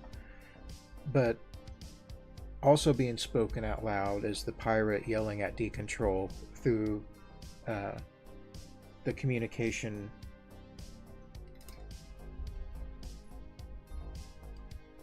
link between the two, which means maybe the pirate has, you know, he's able to announce himself over the audio equipment inside of Decontrol's ship. Let's do a focus test to make sure. Well, actually, let's just zoom back in a little bit. There we go. I'll go ahead and do a quick focus test. Been recording for 3 hours and been streaming for 3 hours and 40 minutes. We're going to go through and add in this final, let's add in this final bit of dialogue with the Ames lettering guide, and then I think I'm going to have to call it a day for the stream. Cargo pilot, power down and prepare for boarding. Your cargo is now the property of... What is the name of this pirate group? I wrote pirates just because I needed to fill in the space, but now I'm erasing it. That was just me sketching it in to get an idea of spacing and sizing for my wording. And I still think my leading between my wording is a little too tall.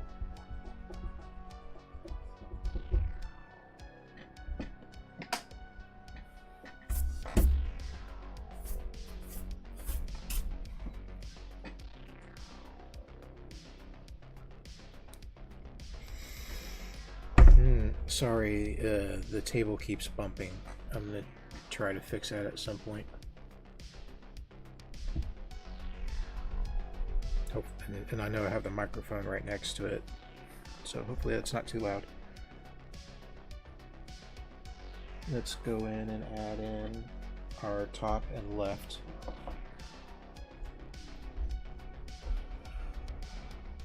Now this is not a caption box. Instead, it's a word balloon. And this, or bubble, whatever you want to call it, it's a word box. This word box will have rounded corners and will have some jagged parts to imply that that voice is being heard through a mechanical device, through audio equipment, whether it's through headphones, through he controls headphones, or through the speakers in his cockpit. That sound is being broadcast through equipment. Thus, the word box is going to have, or the dialogue box is going to have a sort of style to it. I'm going to throw down a left edge. Can we see okay? Yeah.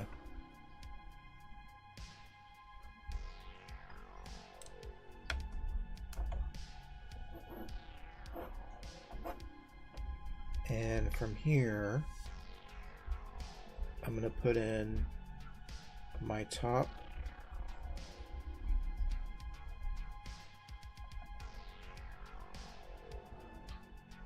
border, but it's not going to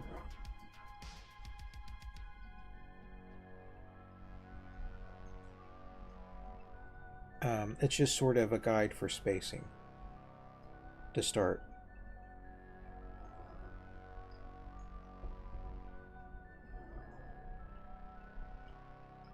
Because this dialog box is going to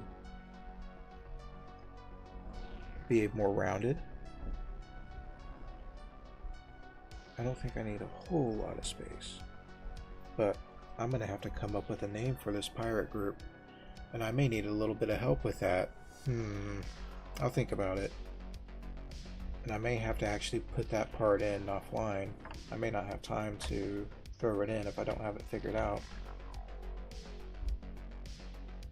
I have 3 lines available for lettering, so I'm going to try this out. We'll see how it goes. Cargo pilot, power down and prepare for boarding. Your cargo is now the property of...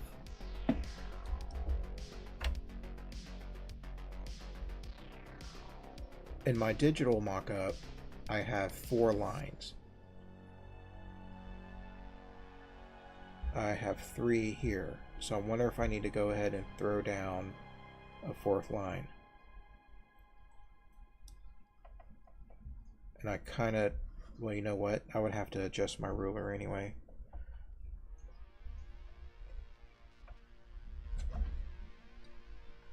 So let's just start off with this.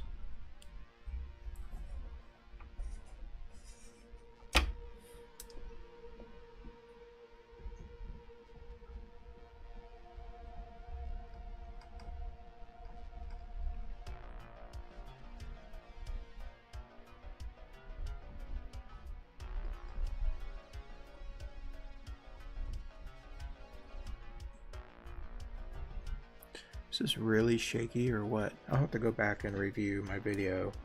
I may need to fix my camera to the wall next to me instead of on the table, because the table is going to be a little bit shaky at times.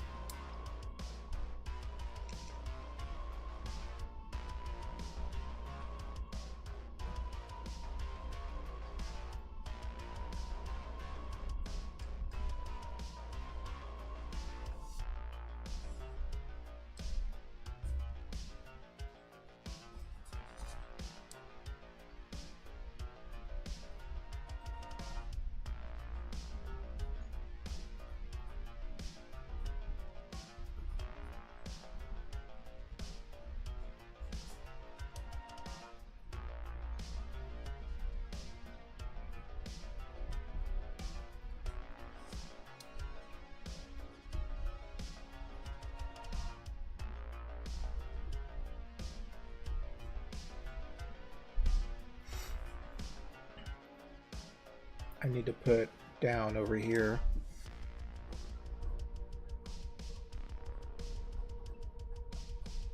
Extend my balloon or my dialog box out beyond that a little bit, so I should have enough room to go back right there.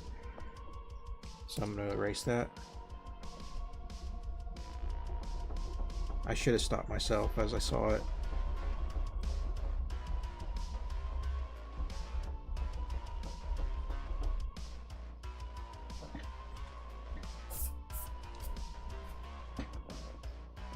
Alright, we'll get this and we'll get this wrapped up, and that way I can have some time to make some video content to post on social media.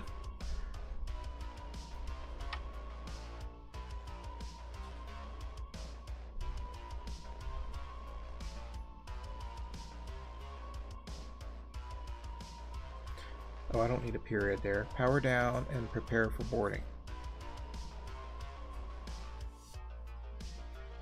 Or maybe I could put a comma there. Power down, prepare for boarding.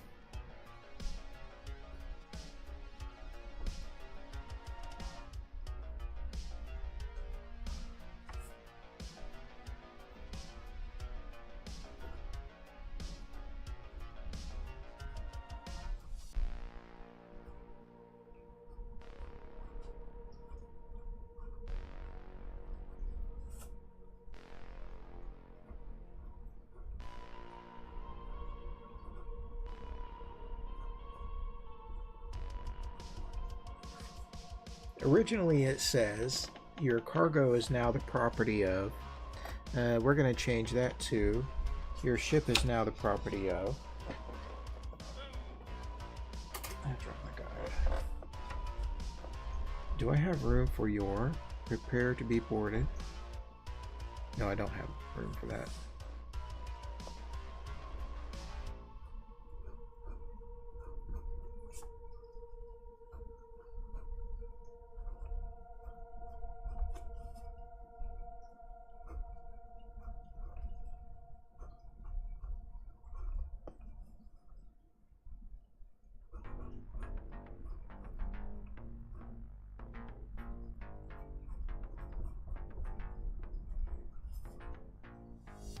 We'll add in a fourth line here, and now the property of, and then we'll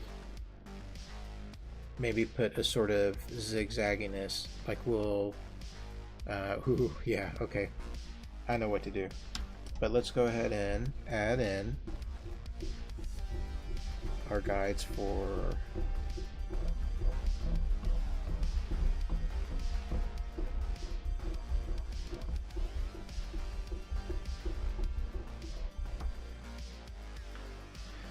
Add in our guides for this fourth line of wording.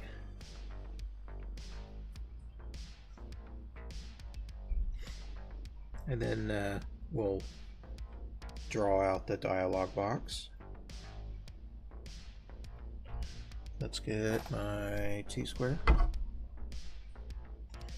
We are going to get our lettering guide.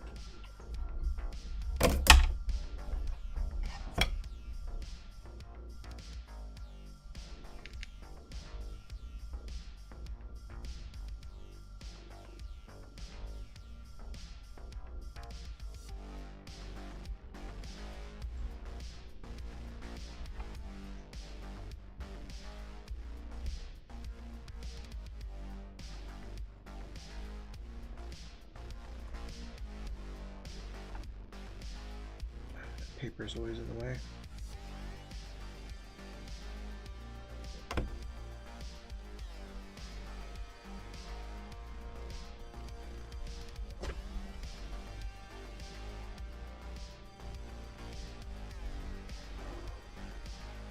Okay, and border. Now I can slide the paper back.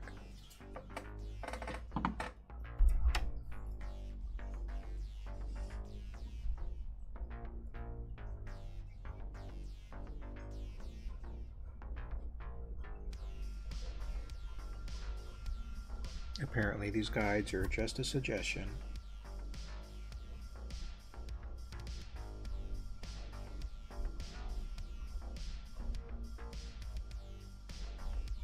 And then here we'll have the name of the pirate organization here, the name of this group of ships.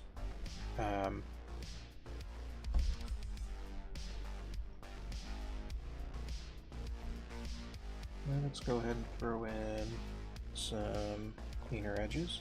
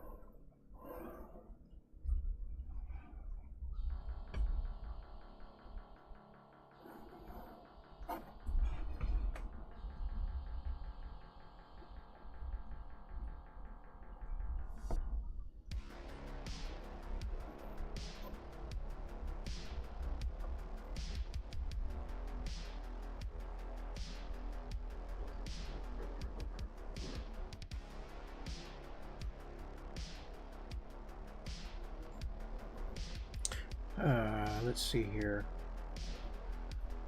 For sort of digital look, wanted to kind of maybe break up the edges of the dialog box and break up the straight edges into maybe a digital look somehow.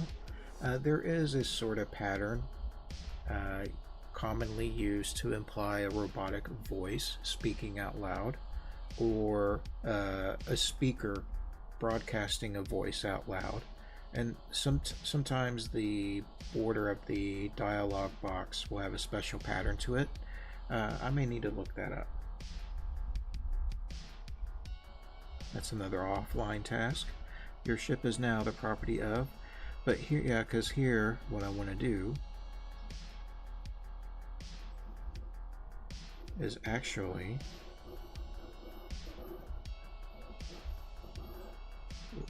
write out the name here of the pirate group here, but in special characters. And then the border of the balloon will be sort of spiked out a little bit. I may need to redraw out the ship. I don't know, we'll see. Actually, I shouldn't need that much space.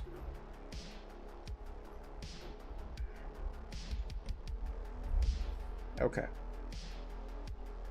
There's one more caption box, but I am going to do that offline. That caption box is down here, is the to be continued caption box, with the little decontrol drawing right there. Like, WTF, what the heck? I'll do that later.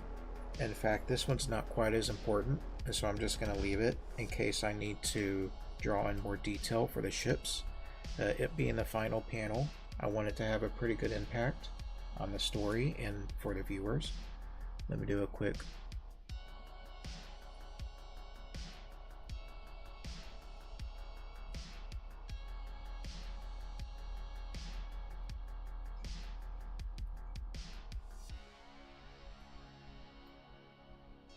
let's try that.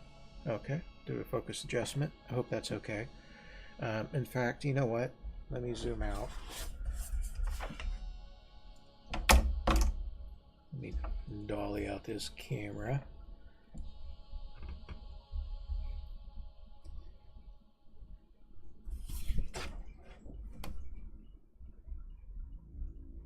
I think it's still in focus. It's kind of hard to tell.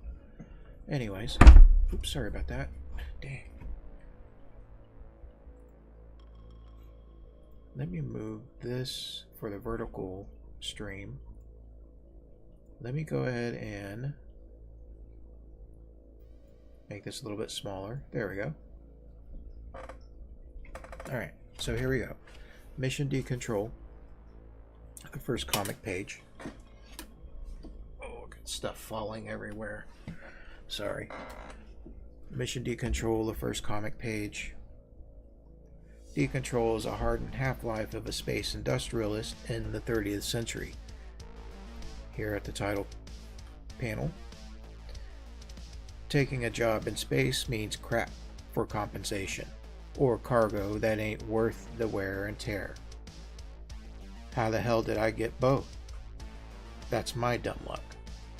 The destination is what piques my interest. Golden Hills Station, where the big guys do go to flex their creds. Can't wipe the smile off this face. And then the warning light starts going off, and the warning voice with sound effect, and then he's yelling out loud, "Fog." It's like, "Fog!" But realizing his fate, he says out loud, "Welcome to my humble home," said the spider to the fly. We'll leave Decontrol here, where he's facing off with a pirate group of an unknown name, and one of those pilots is broadcasting out to Decontrol, "Cargo pilot, power down, prepare to be boarded. Your ship is now the property of," that pirate group. And then it ends there, to be continued.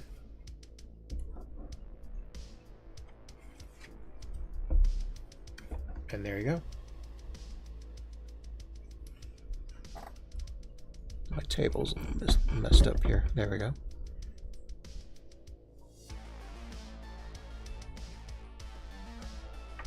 I will return to stream tomorrow. We're going to go ahead and, I'm going to go ahead and wrap it up here because I would like to work on video content a bit before doing any other stuff, any of my other things for today. Let's see. Is that a good view of everything?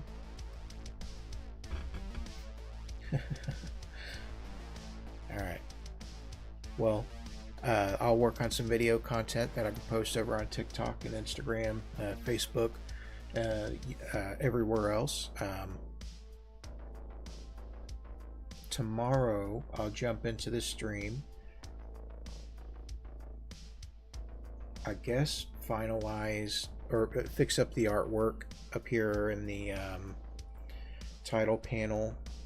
I think I'll have some work done offline before starting the stream.